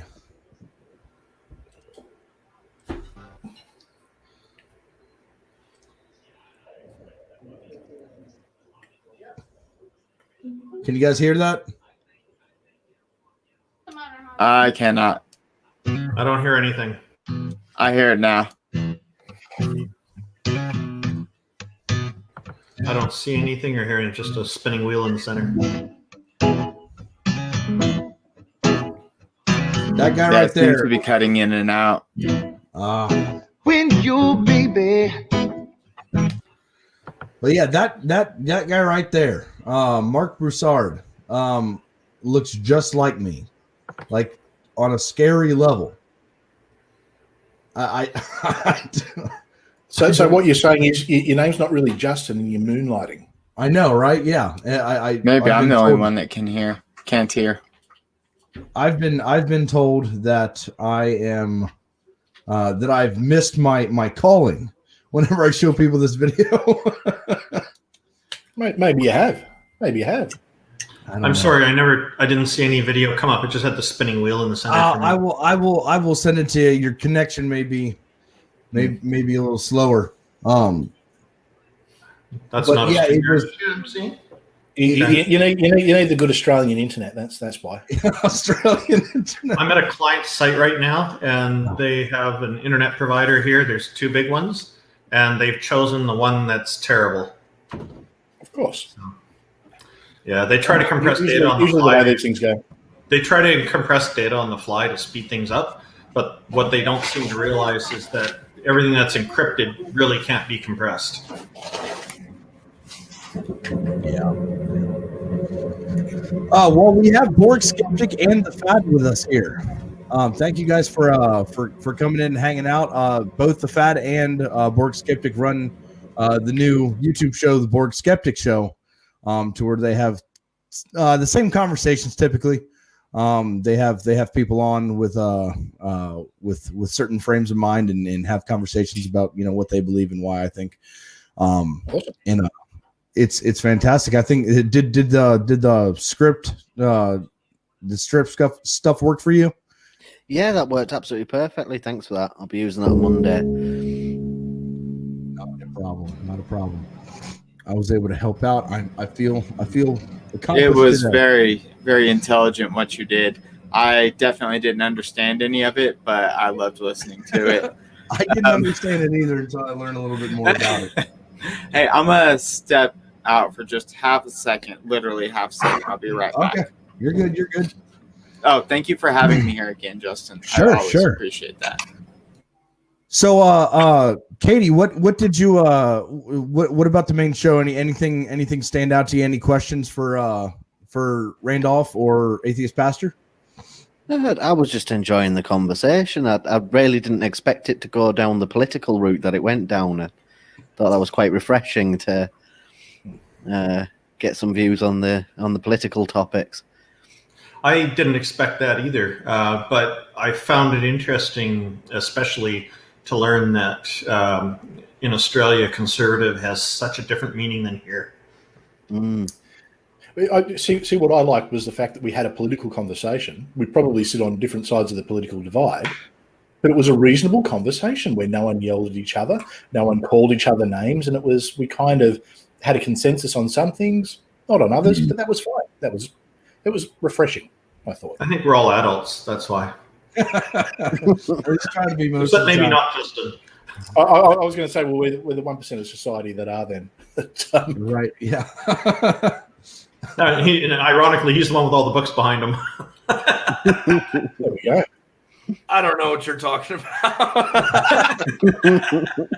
He I shuts really off. need a green screen. I'll tell you right now. If you look closely, I don't know how to read Hebrew at all, and all of these are Hebrew books. Where are you? So I've been giving you credit for all this time, thinking, "Wow, he really, really knows his Bible." This guy.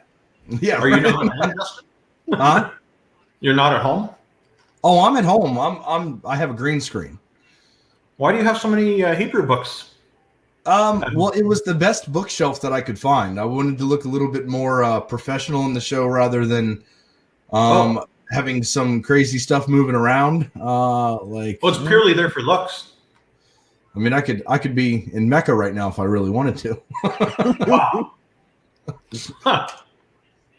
But yeah, it's just basically green screen background, and I wanted to have more of a.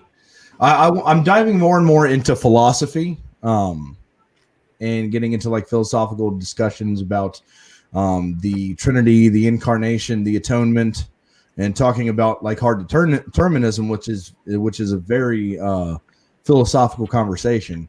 Those are like my main topics that I'm like really comfortable speaking about right now. When I first started the show, I thought I knew my stuff, right? And my strongest argument was like, well, they have faith, and faith is gullibility. Therefore, you shouldn't have faith. Drop mic. And I look back at like my first show, and I was like, man, I have learned a lot over the course of the last 8 months, having conversations with people, multiple times a week about what they believe and why. And I'm able to dive down further, rabbit holes to try and figure out what suits me when it comes to having a conversation. And philosophy is definitely taking the cake right now. Just to think of the why questions and how the why questions can sometimes be the how questions, but they don't always have to be. And it's just fascinating to look at like metaphysical conversations in a different. I remember like. Compared to when we first met, I notice now you get really deep into the issues, and you do it very well. Yeah, I'm still open to anybody wanting to argue against hard determinism. I'm on Discord, which is a little bit more of an aggressive platform when it comes to debates and having conversations. So I go on Discord and just throw myself out to the wolves with these guys that have like masters and whatnot in philosophy, and I'm like, all right, let's talk about hard determinism. Show me where I'm the know-it-alls. Mixed in with the know-it-alls. Way to learn. A lot of fun. But I remember seeing you on Discord just the other day, actually. Yeah, I think it's I was easy task to argue against you on hard determinism either. Me and Josh tried last week, didn't we? And yeah, I was on the Borg Skeptic show, and actually, I think Borg Skeptic here said that I convinced her of hard determinism. So. Nearly. I'm swaying more towards a little bit more towards probabilitism at the moment. I told Justin my wife would never believe in hard determinism because then I could pretty much have an excuse for everything. I'm not convinced, but I'm not opposed to the idea. Yeah, it's something that it's something that I like to speak about because it also brings out the notion that just because you like it or don't like it has nothing to do if it's actually true or false.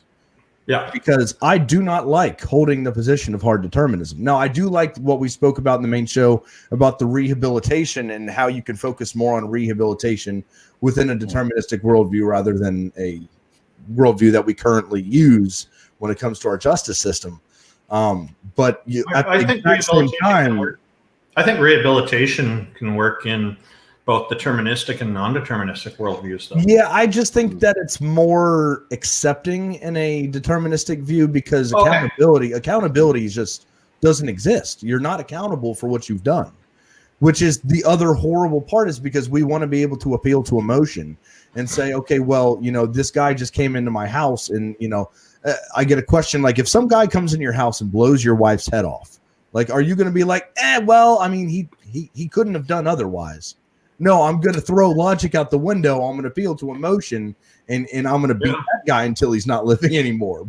I think you've also got to remember that punishment can be societal rehabilitation, because it takes that person out of society, keeping society safer. Mm-hmm. But it's also because it does, if you know that there is a consequence to the crime you are going to commit, that can actually, I guess, in a way, rehabilitate society. And I think over periods of time, we've seen how society has shifted in what's acceptable, what's not acceptable. I mean, it was acceptable at one point in time to, if someone stole something from you, to go and kill them. Mm. And that shifted. And I believe that if you're defending your domain, you're defending your domain. Like, there's a big difference between going out and just hurting somebody and defending the place that you are supposed to be safe. Mm. Yeah, the problem with punishment, though, is that you need a society where the person who's being punished feels like they're actually losing something. So if the person who's committing a crime doesn't have anything in society, has a terrible life, the society's not treating him very well, or he hasn't got very far in the society, then life on the inside may seem nicer to him than life on the outside, and that's the so you've got to have a society that works with the punishment. I think Adam Wilder. Sorry. Adam Wilder is making a comment in the chat, which is interesting. It says he feels that prison doesn't really help people. As he's read studies, it has more negative impacts onto a person over long periods of time. I generally agree with that. I do think, though, it sort of needs to be determined on a case-by-case basis, because some people do respond better to a punishment model than a rehabilitation model. And it's just like with education. There's different styles of learning that people have. Yeah. And some kids are better at learning by hands-on, and other kids are better by reading it in a book, and others, there's all kinds of different ways, right? So you need somewhere. You need somewhere to put the murderers, though. Yeah, exactly. And so within the deterministic worldview that I hold, it's almost as if, you know, when somebody does something wrong, the society has been determined to value human well-being. So we're going to take the guy off the street and put him away, the same as we would in the current society that we have right now. But it's more of a, sorry, but you've just been handed a really shitty deck of cards in life, and we're unfortunately determined to value well-being. So we're going to take you outside of that society so you don't hurt any more people or impose on their will or anything like that. But instead of it being a, well, you've done wrong and you're going to be punished for it, it's more of a rehabilitation. And where I really get down to holding this so strongly is just consistency. So I am a materialist, so I just believe in the material physical world. That means that before humans existed, there was just a physical series of cause and effects that preceded this moment right now. And if we were just byproducts of a physical chain of causal links, well, then we making decisions, choosing something off of the menu at Burger King, is the exact same as the tree branch breaking off of the tree and falling into the roof of a house. It's just physical causal. It's just an entailment. I believe that hard determinism is an entailment of materialism, which moral nihilism and would be an entailment of hard determinism, because if everything is made up of external factors that were outside of my own choosing, then everything that I think is good, bad, right, wrong, true, and false would be just a series of causal links. So I never really chose to have the morals that I do, so I think that morals are just an illusion. Now, I do value, you know, like things like well-being and imposition of will and things like that. We can all pretty much agree subjectively, but I would just say that I didn't choose to think that raping babies is a bad thing. I was put into a society to where I was raised in that fashion to say, hey, you shouldn't do this. Yeah, morals are definitely subjective. Like, just look at history.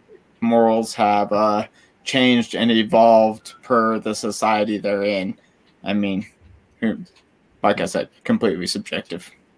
But and even within the same society, it can depend on how you've interacted with that society. And I guess this is where, to an extent, the political side of things can get in. I mean, we can live in the same society, hold a different political view that then, because of certain social issues that may align within that, mean that we've got a different moral outlook. Even things like the prisons, you know, I'm probably more. I think punishment is an important part of it, and certainly rehabilitation as well. Don't get me wrong; that's the purpose of it. But punishment as a deterrent. But other people may not hold that view. Now, morally, who's right? Well, in my point of view, morally, I'm right. In the other person's point of view, morally, they're right. It is absolutely subjective, and that's something that. I know the religious people have a hard time with, because then it comes back down to, okay, well, you know, it's this objective morality from God or a God or whatever God that is. But then generally you can go through holy books and show that things like burning honey is in there, and sort of go, well, you know, slavery okay, burning honey not okay. You know? Yeah, who's morally right under a modern society? But it's certainly, and I think it's because we're a social species that relies upon each other, and we have often relied upon each other. And now, as the world is getting smaller, we're relying upon each other in a larger sense. So I think that we are probably. I think there's some standards in morality that I think most or the majority of the population would have, but certainly, once again, even the most obvious things like, don't go out and murder someone is still subjective, because there are people who will hold the viewpoint that that is acceptable under their morality, even though it wouldn't make sense to myself, or I'll assume most people here. Talking about the prison thing, I myself found myself surprised. I think I don't know about the prison system much outside of America, but I do know here it's really easy to take a negative outlook on it. There's a lot of private prisons, and it seems as if there is a lot more punishment than rehabilitation going on. But I had been talking to homeless people just around town that, of course, had been in the prison system, and they'll sit there and right out tell you how much they benefited from being in there. So that was a surprise to me. It's easy to generalize even things that are of that nature. What do you know about the prisons they were in? Like, were they privatized? Were they public run? Were they on some like new prisons? Like, were the people running it? Were they? I wish I would have had more time or spent more time talking to them about those things. I have them on video. It's unlisted right now, but I could definitely go back and relist that and see if maybe they had a little bit more to say than I can remember. Yeah, a really interesting person, if you ever want to talk on prisons, to talk to is Grumpy Old Dude, Ed. He spent 12 years in jail, and he the insights he will give you, certainly in the American prison system, it's mind blowing, absolutely mind blowing. But yeah, I don't know if he's in the chat, but he's definitely. If you ever get the chance, Ed, Grumpy Old Dude, he is, and he shared a lot of his story. I know Grumpy Old Dude. He's a good guy. Yeah. Well, from speculation, he's either grumpy or old. From speculation, it does seem messed up. I always tease him that he's not. I always tease the Grumpy Old Dude. I always tease the Grumpy Old Dude for not living up to his name because he's always smiling. Well, that's all right. We've started a rumor that he's really Darth Dawkins. So, Darth Dawkins! Yeah. Oh, boy, you and I both, I think, agree about him. He's interesting. I think you handled him exceptionally well, and you got him off track. But then he asked all these really good questions about Hinduism when you told him you converted, and then you fessed up. And then you said, "Nah, you're atheist again," and then he's went right back to where. I was surprised he went down that path because it was pretty obvious that it was satire. Like, I was like, "Oh, this morning I decided I'm converting to Hinduism, so I'm going to be arguing from that point of view." It should have been obvious. Oh. I think he was asked. I think he studied it. I think he knew what to ask, and I think he was hoping to catch you. And you answered honestly, so he couldn't get you. I was always going to lead it to divine revelation, but originally my plan during that debate was then halfway through I was going to convert to Scientology, and basically use that as the basis, but argue from all of these different religious perspectives and say, show me how yours is different. Now let's assume there is a creator, prove the Christian God, because my area of expertise is history. I mean, I'm not a philosopher. I'm not a scientist. So, of course I always want to argue from my strength, which is history, because I can talk to the historicity of the Bible, Old and New Testament. I'm not an expert, but I'm a historian. So that's where I naturally want to take it. But unfortunately for Darth, because he never gets to he never gets beyond anyone ever accepting, that there is a deity. So he never has to argue that point. And if I were to ever have another, and I'd happily have another conversation, I'd want to argue that, all right, let's assume that there is, the primary or whatever you want to call it. Now let's show me that it's the Christian God. Because I know that the hand-holding method that evangelists get trained in within the Christian movement, because I've gone through the training and done the training, is first thing, you've got to prove that there's a deity. So, and it's the basic things like, that take people down the watchmaker argument route. And then you go to the historicity of Jesus and how there's all this evidence that he resurrected and things like that. And then get them to give their life to Jesus at the end, sort of thing. So I've been through and I've followed these paths. So I really did want to get into especially the historicity of the resurrection. Whether you believe there was a Jesus or not, the resurrection. I don't know if I had read it before the last time we had spoken, if I read it afterwards, but I'm not sure how much you line up with Bart Ehrman. He's a historian also. But Bart Ehrman wrote the book, Did Jesus Exist? The Life of Jesus of Nazareth, which basically stated that, yes, Jesus, it is reasonable to believe that a itinerant rabbi named Jesus existed at the time, but none of his divine claims actually, have any backing. How closely would you line up with that? Yeah, no, I probably lean more to the mythicist for two reasons, because I think there's a couple of different routes you can take. Certainly, the Jesus of the Bible did not exist, because within the Gospels there's different characters. Like the Jesus of Mark is not the Jesus of John. Different things happen at different times. There's different attitudes. It's written for different audiences. So certainly from that perspective. But what really bugs me is that there's just no historical evidence, and we're finding historical evidence for just about everything. Because one thing I think makes it even more damning for them is that what was at least 100 years later, after Jesus died, before people wrote about him in these books. It was around about 60 to 70. So Josephus was the first one. He didn't really write about Jesus. He mentioned that there were Christians. The point I'm trying to make is the game of Chinese whispers, known as telephone here in North America. People sit around in a circle and say something to the next person, and then they compare with the first and last and find the message got distorted. So even 1 year is a huge amount of time for this distortion, especially during a time where illiteracy is rampant and common, and people telling stories tend to change things even now to make the story more interesting. So 60 or 70 years is huge.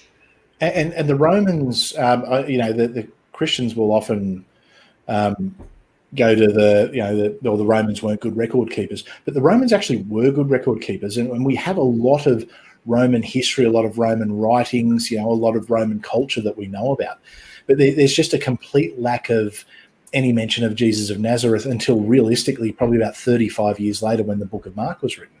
Well, that's a good argument right there. Mm-hmm. So that to me is, and look, we're finding evidence of just about everything. I mean, the Amazons, of Greek mythology, we actually now have evidence that they existed. We know that they were probably the Scythians, and we found actual archaeological evidence of them. They came from the steppes where they were able to fight. I mean, they weren't all women, but they were female warriors, and we know that because they were on horsebacks with bows and arrows, which even the playing field for them during that era. But I mean, that's going back further. We've got the Greeks. I mean, the amount of Greek history we've got is tremendous. And it's all from that area. But there's nothing about this Jesus, apart from what's in the religious sources.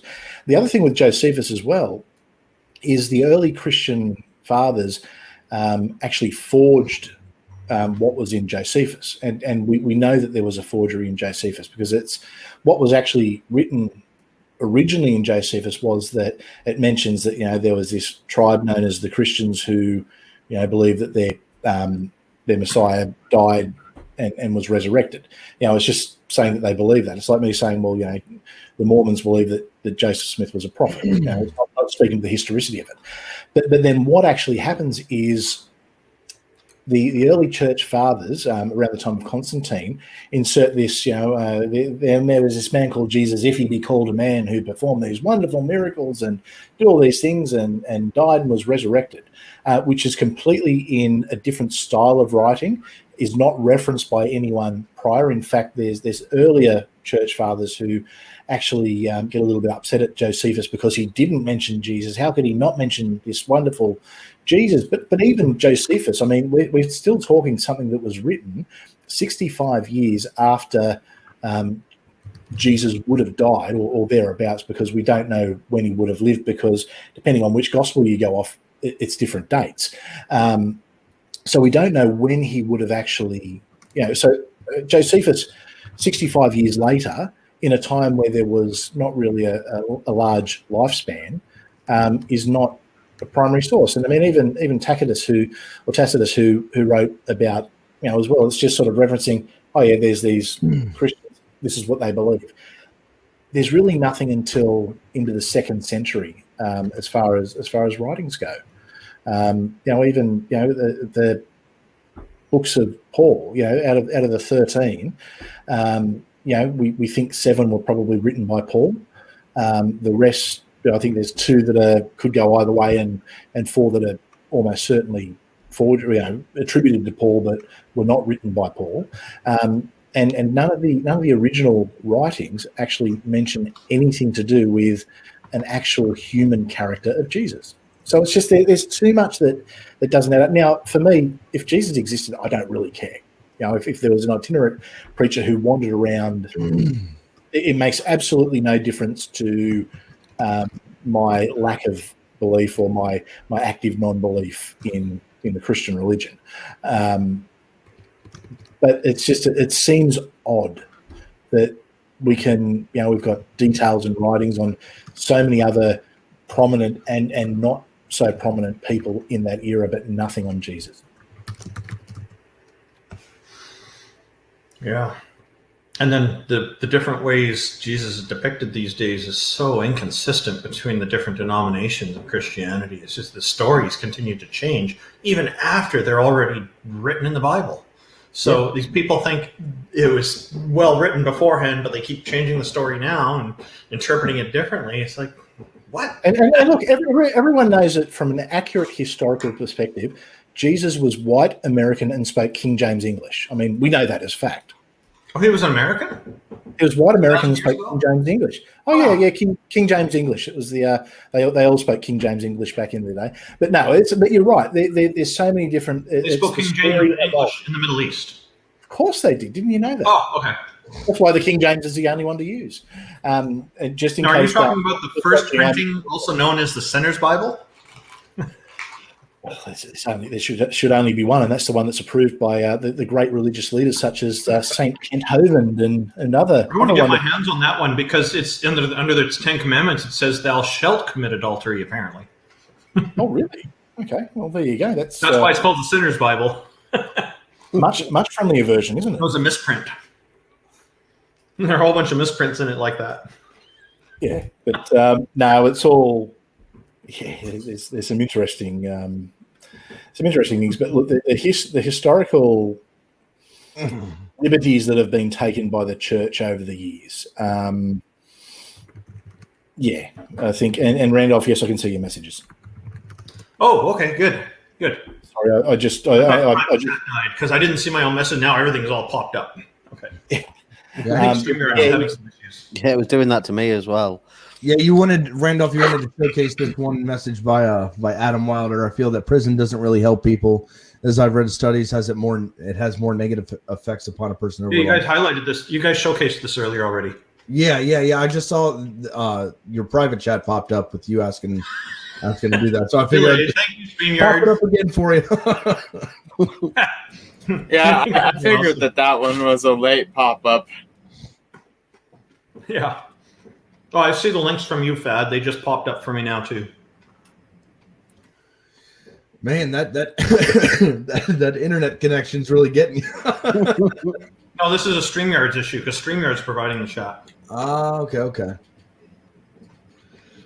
Can I just say, Fad, I'm absolutely loving your background.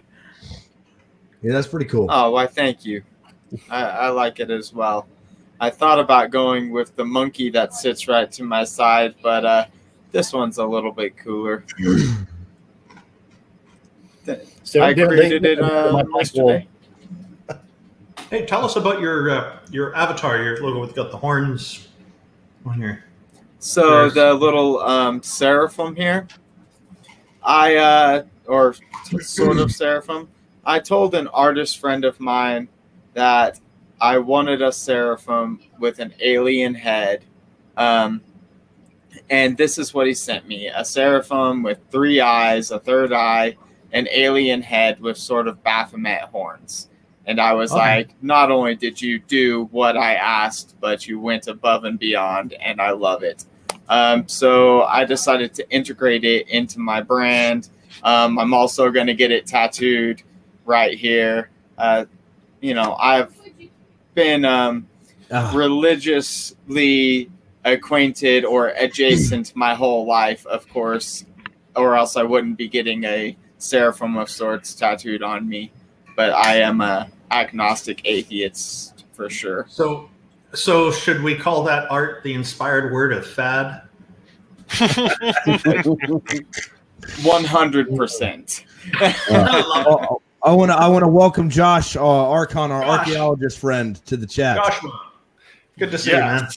Good to see you too, Josh Randolph. You were having great laughs the last time. Man, that was funny as heck. So, Josh, What's up? I gotta ask the question. Do I even need to ask? Dive in, man. Ask, because I have a feeling where we're going, but still, I don't want to just jump in. Did you just point to it? Can I just point to it? Yeah. Did you just point to where we're going? Yes. Okay. What are we snacking on today? Right there. Awesomeness. Every mac and cheese. time he's on the stream, he has food. He's always eating something. I had Makes ham me pizza. hungry. I wanted to run upstairs and grab Ruffles. Dude, take a run, bro. Run. Hurry. I had ham and pineapple pizza before getting on this stream. Ham and It was pineapple. very Hey, there's nothing wrong with that. I applaud Pineapple you, sir. pizza Yeah. is heresy See, the to problem the is- max. People talk about ham on pizza. Oh, sorry, they talk about pineapple on pizza. And I always say it's okay as long as there's ham with it. Well, I think if you have a ham pizza without pineapple, I think that's a heresy. You must have the pineapple. Like, pineapple was made for pizza. I mean, it's the only time I ever eat it. Oh, no way. We That's call ham pepperoni. here Canadian bacon, just so you know, Randolph. It's the best kind. But my pizza, only half of it was ham and pineapple. The other half was spinach and feta cheese. It was quite a nice dinner. Delicious. I got a question actually from producer Wes. He has a question for Chris. He says, quick question for Chris mostly. What do you think about the work from Price and Carrier? I guess he's talking about Robert Price and Richard Carrier. Yeah, look, I like both of them. I'm probably more familiar with Carrier than Price. I've been fortunate enough to speak to both of them. I think that they're certainly the authorities on the mythicist position. I still think there's a lot more study that needs to go into it. There's another fellow who he's not. What's his name? I can't think of his name off the top of my head. Who's also written a pretty good book, which I've got it on my iPad, so I'll just quickly let you know who that is. But no, look, I tend to probably side with both of them. David Fitzgerald, sorry, he's written a good sort of basic sort of introduction to mythicism as well. But no, Carrier is definitely the authority, and Price, but certainly Carrier. I think we've had Dr. Price on a couple times on the show. We haven't had Richard Carrier yet. I think we tried to get him on. I think he Actually, I think I spoke to Dr. Price once on here. Okay, actually. yeah, that makes sense. And I remember I felt like I was a schoolgirl at a I don't know who's the big star all the kids like nowadays. One of those concerts anyway. Those Beatles. All the kids like the Beatles nowadays. Like kid at a Beatles concert. So I try and avoid too much of the new music because my kids listen to it. That's crap. But anyway, that's just me getting old. Yeah. Like, why aren't your kids listening to Grateful Dead? Like that's Well, I'll tell you something. It was about 6 months ago. It was my daughter's 10th birthday party, and we're talking. Well, it was just when the restrictions are eased, so we had I think 7 or 8 10-year-old girls here, and anyway, I've getting everything set up. I said, "All right, what music do you want me to put on? Open Spotify," and they go. One of the girls goes, "Oh, have you got Queen?" I went, "Queen." I've kind of given them this puzzle look. They've gone, "Oh, like Bohemian Rhapsody, Radio Gaga." I'm just like, yeah, I can definitely do that. And I'm watching all these 10-year-olds dead set just singing every lyric to it all, and then my daughter's going, "Oh, yeah, and Twisted Sister, let's get Twisted Sister," and I'm just like, this is you know what? I have got faith that the next generation is just going to be fine. But then I'll hear some of the stuff that gets played, and it's just like, stick with Queen. Yeah, definitely. A lot of my generation, I'm kind of disappointed in. I just turned 30 in October, and me and my wife are currently collecting LPs. Like, if you say to somebody else what an LP is, they have no clue what you mean. I say, okay, so I collect records. They're like, oh, records. Like, do you know what a 45 is? Like, do you know what? Dude, I used to listen to Elton John on vinyl like nonstop. It's every time we've got way too much in common, Justin. Because during lockdown, the pandemic, I bought myself a record player and started collecting LPs. Yeah, got some great vinyls. It's I am starting to think that you are my American clone. like I said, just with a much manlier beard than I have. What kind of LPs did you pick up? Twisted Sister for a start. I got a little bit of everything. I found some old records. So I've got the original Star Wars soundtrack from 1977, which was uber freaking cool. But no, I picked up The Darkness. I love The Darkness. So I picked up a set because if there's a modern band that needs to be played on vinyl, that's it. And then just like a few other classic things like, the Bangles, Guns N' Roses, just all pretty much as I was bored during lockdown and generally having a drink or two, I'd hear a song come on, I'm going to buy that. The online record shop loved me because I spent way too much money. Just picked up a stack of things, and it's just cool to chuck on a record and be forced to listen to it from start to finish. Yeah, like you can't just skip to the popular songs. Like, you've got to listen to it. And some of these records were made to be records. And I don't know who was it mentioned Elton John before, but I picked up Yellow Brick Road because that once again just one of the classic albums. Yeah, it was me that mentioned Elton John. I listened to him constantly on my old record player, along with others, even including the Monkees. I have a very eclectic of music. Oh, and the Beatles, of course. I picked up the Beatles because you can't have a record player and not have a Beatles album. It's like the law, I think.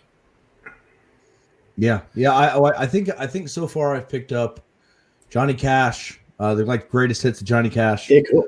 REO Speedwagon, Styx, Journey. Yeah. Obviously Zeppelin. My youngest son's name is Zeppelin. I love, me and my wife absolutely love Zeppelin. Gonna be picking up Pink Floyd here soon. But like the old classics that a lot of people in my generation just don't mess with. Grateful Dead, like they don't know who that is. Oh man, you've got to pick up. I tell you, a really good album is Van Halen's 1984. Yes. Okay. Grab that, and it just for some reason it sounds better on vinyl. It feels like it's Although actually the ultimate album, if you're ever going to pick up one, and it's something a little bit different, Jeff Wayne's War of the Worlds. War of the Worlds. Jeff Wayne's War of the Worlds. That is the coolest album in the history of albums. It's if I could only have one album, that is the album I would have. If you have never heard it, it's just amazing. It was done back in the 70s, so it's the War of the Worlds story. Yeah. So the original H.G. Wells, so set in the 19th century. Richard Burton does the main voice. And then who is like Moody Blues do a lot of the music, and it's trippy as hell. I mean, you'd probably appreciate it more if you were smoking some of the funny stuff. which I'm not going to comment on because I would not want to admit to anything illegal in my country on camera. But definitely, it's if you have, even if you just listen to it, like go on Spotify and listen to it from start to finish, the way it's done is just such a cool telling of the story. But it was so popular that they actually went and they took it on tour back about 15 years ago, and they had this giant holographic Richard Burton head, the alien tripods that are actually quite iconic. Do yourself a favor. Everyone needs to listen to Jeff Wayne's War of the Worlds. Okay, I'll definitely put that on the wish list. I'm looking to collect, because when I was younger, me and my father used to collect together, and the house that I grew up in ended up having like horrible foundational issues, and then termites made their way in and destroyed the records. Just completely destroyed the thousands of records that we had. So now me and my wife are starting from scratch all over again. We got ourselves a decent looking record player with like Bluetooth speakers and everything on it, all the one of those fancy ones, and now we're starting to collect the good music that we that we grew up with due to our parents. I can't tell you how many Motley Crue concerts I've been to, or Kiss concerts. I've probably been to about 5 different farewell concerts by Kiss, because every single year they're like, "All right, guys, we're hanging up the towel. This is our last tour that we're doing," and then 3 years ahead, they're doing another farewell tour. I think I've been to like 5 of their farewell tours since I was alive. But yeah, music is awesome. I love the farewell tours. Everyone's always doing a farewell tour. I think you must get more money for a farewell tour. I think so. More publicity or something. The advertisement just takes that extra step, I'm guessing. Maybe I should start doing it's the final Friday night 6-pack every week. Friday night. I'm seeing this. That's a smart idea. You know what? Do it. Let's that could be the final Friday night 6-pack for the week. Experiment. Yeah, right. Yeah, put that as your title for the video. The final Friday night 6-pack for this week. You know what? I'm going to do that. I will. I like it. Awesome. That's a good idea. I'll do that, and then when people get upset, I'm just going to say Justin and Randolph told me to do it. They made me do it. Go yell at them. Go yell at them on Twitter. When they yell at me, I'll just tell them that I couldn't have done otherwise. I was that I did. Delve in. And the good thing is, the time I do it, so you get yelled at early in the morning. So, sorry, what did I? You wake up on a Friday to abusive Twitter messages. Would be great. Yeah. What did I just? If it was you, okay. You're welcome. Jesus. All right. Well, I like I said earlier, I am coughing up a lung.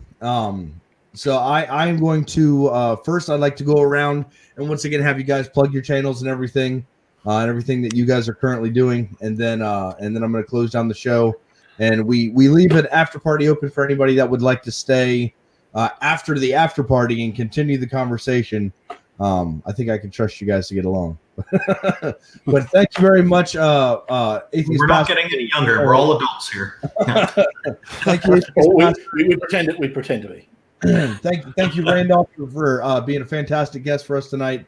Oh. Thank you, Joshua, Archon, Borg, Skeptic, and the Fad. Go ahead. So we'll start with Atheist Pastor up there in the corner.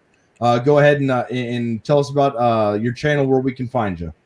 Really easy. YouTube.com/Atheist Pastor, all one word. Find me on Twitter at @atheist_pastor. Every Friday night Australian time or Friday morning in the US.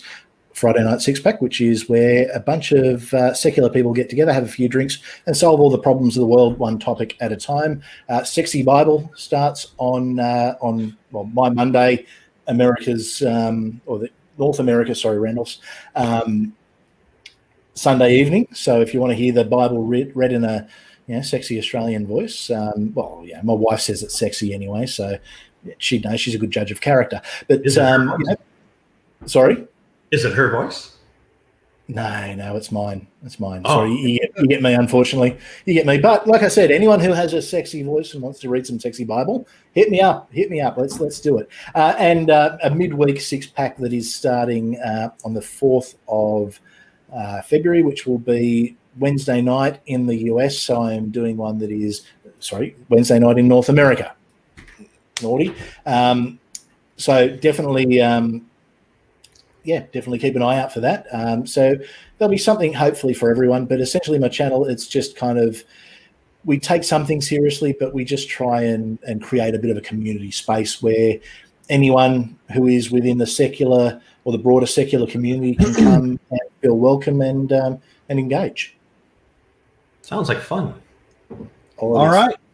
I agree. Sounds awesome. Go ahead, Randolph. You are up. Well, thanks again for bringing me onto your show. I really appreciate having a chance to be your guest today. So I'm very happy to see that you're doing so well with your show too. You've got a lot of subscribers and whatnot. You've done excellent. So I congratulate you on that. People want to find out more about Canadian atheists. You can take a look at our website at www.canadianatheists.ca, where one of our main goals is to see atheism normalized in society, at least Canadian society, hopefully throughout the whole world. We'd love to see that more than anything. And so that way atheists have fair treatment just like theists do without being chastised for not believing in deities. We think this is very important for the future of society everywhere. You can also find me on Twitter at twitter.com/Randolph828. YouTube is at youtube.com/Randolf Richardson. And remember, Randolph is spelled with an F rather than a PH. And one more thing, I'll be co-hosting a show in the future with Neil, the 604 Atheist, called the True North Talk program. It's an atheism call-in program where we'll cover pretty much every subject except politics. The website for that is at www.truenorthtalk.ca. And on that website, there's a link to our YouTube channel and whatnot. Thank you very much. Oh, look at that. It's nighttime for the fad now. That looks pretty awesome. It really is nighttime. But it looks let great. me just tell you guys, if you really want to find me, come back to the EEA show and be in the comments. I'll be down there. So I'm almost assuredly be down there, and I'd be happy to talk to anybody, especially people that are open-minded enough to be here to watch this show. Past that, you can also find me on a show that I am very happy to be a part of, the Borg Skeptic show. And we get to do interviews with very interesting people with a different viewpoint than I personally have ever been able to see. So I feel lucky to be on that show. I do have my own gig. I'm the Fad, the Friendly Agnostic Demon. I read the Bible in a bit of a comical way. And that's basically it. So thank you for allowing me the plugs and allowing me to be here again. Of course. And then we actually have Borg Skeptic on here, who's the main host that Fad was just talking about. You're muted. You're muted, my friend. All right. Yeah, so you can find me on Borg Skeptic channel on YouTube. Easier way to find me at the moment is www.borgskeptic.co.uk. I do content where I just basically interview atheists and theists alike and try to just strike up nice conversations with people. I'm currently doing a new show, the Liberated Borg Show, which is specifically getting ex-Jehovah's Witness guests on to do live rebuttals of the Jehovah's Witness videos that they produce on their website. All right. And last but not least, we have Josh Archon. Yes, actually, I got a couple of things going on. I am creating a new movement, which is called the Promethean Movement, and you guys could hit up Facebook. We have a Facebook group, which is the Promethean Movement. We also have a website, thanks to Borg Skeptic. She has created this website, and now we need to fluff it up, obviously. We need to add more to it. But besides that, it seems that we are moving forward with this movement, and the movement is literally about helping those who are either atheists, but they don't, within the society that they live in or within the communities that they live in, they feel closeted, they feel cloistered. So what we really want is to help out these individuals by giving them a sense of community. Then the next step is to build or try to build community centers within these in certain communities and stuff like that, and hopefully get it to other places around the world and stuff. Because what I think that atheism needs to do, or at least secular humanism needs to do, is create a idea which is able to be a, how could I say it, another safety blanket, because that's what religion is. Religion is a safety blanket, and I find that a lot of new atheists feel that they become agnostic. Not agnostic, I apologize. They become nihilists. And then from that moment, they feel that they have no purpose and go right back into their religions. So I think that atheism needs to stand up and say, you don't need to do that. You do have, or you can create your own, how could I say it? You could create your own meaning and still be a part of this greater group. And I think that this is definitely going to help out big time, the Promethean movement. So please, as I stated, if you guys are interested, jump on to the Promethean movement on Facebook. All right. And last but not least, I'll go ahead and finish up with the show that you're currently watching. This is the Empathetic Atheist Show. My name is Justin. I am the main host. We also have a main co-host on Tuesdays. It's Bryce Aroni. He's the main co-host, and I also like to pick, reach out to some other people in the atheist community, and bring them on as co-hosts, like I did tonight with Atheist Pastor. It's always a pleasure having new faces on, and faces that haven't been on the show in quite a while. I was like, making sure we keep this community strong, especially through all these hard times.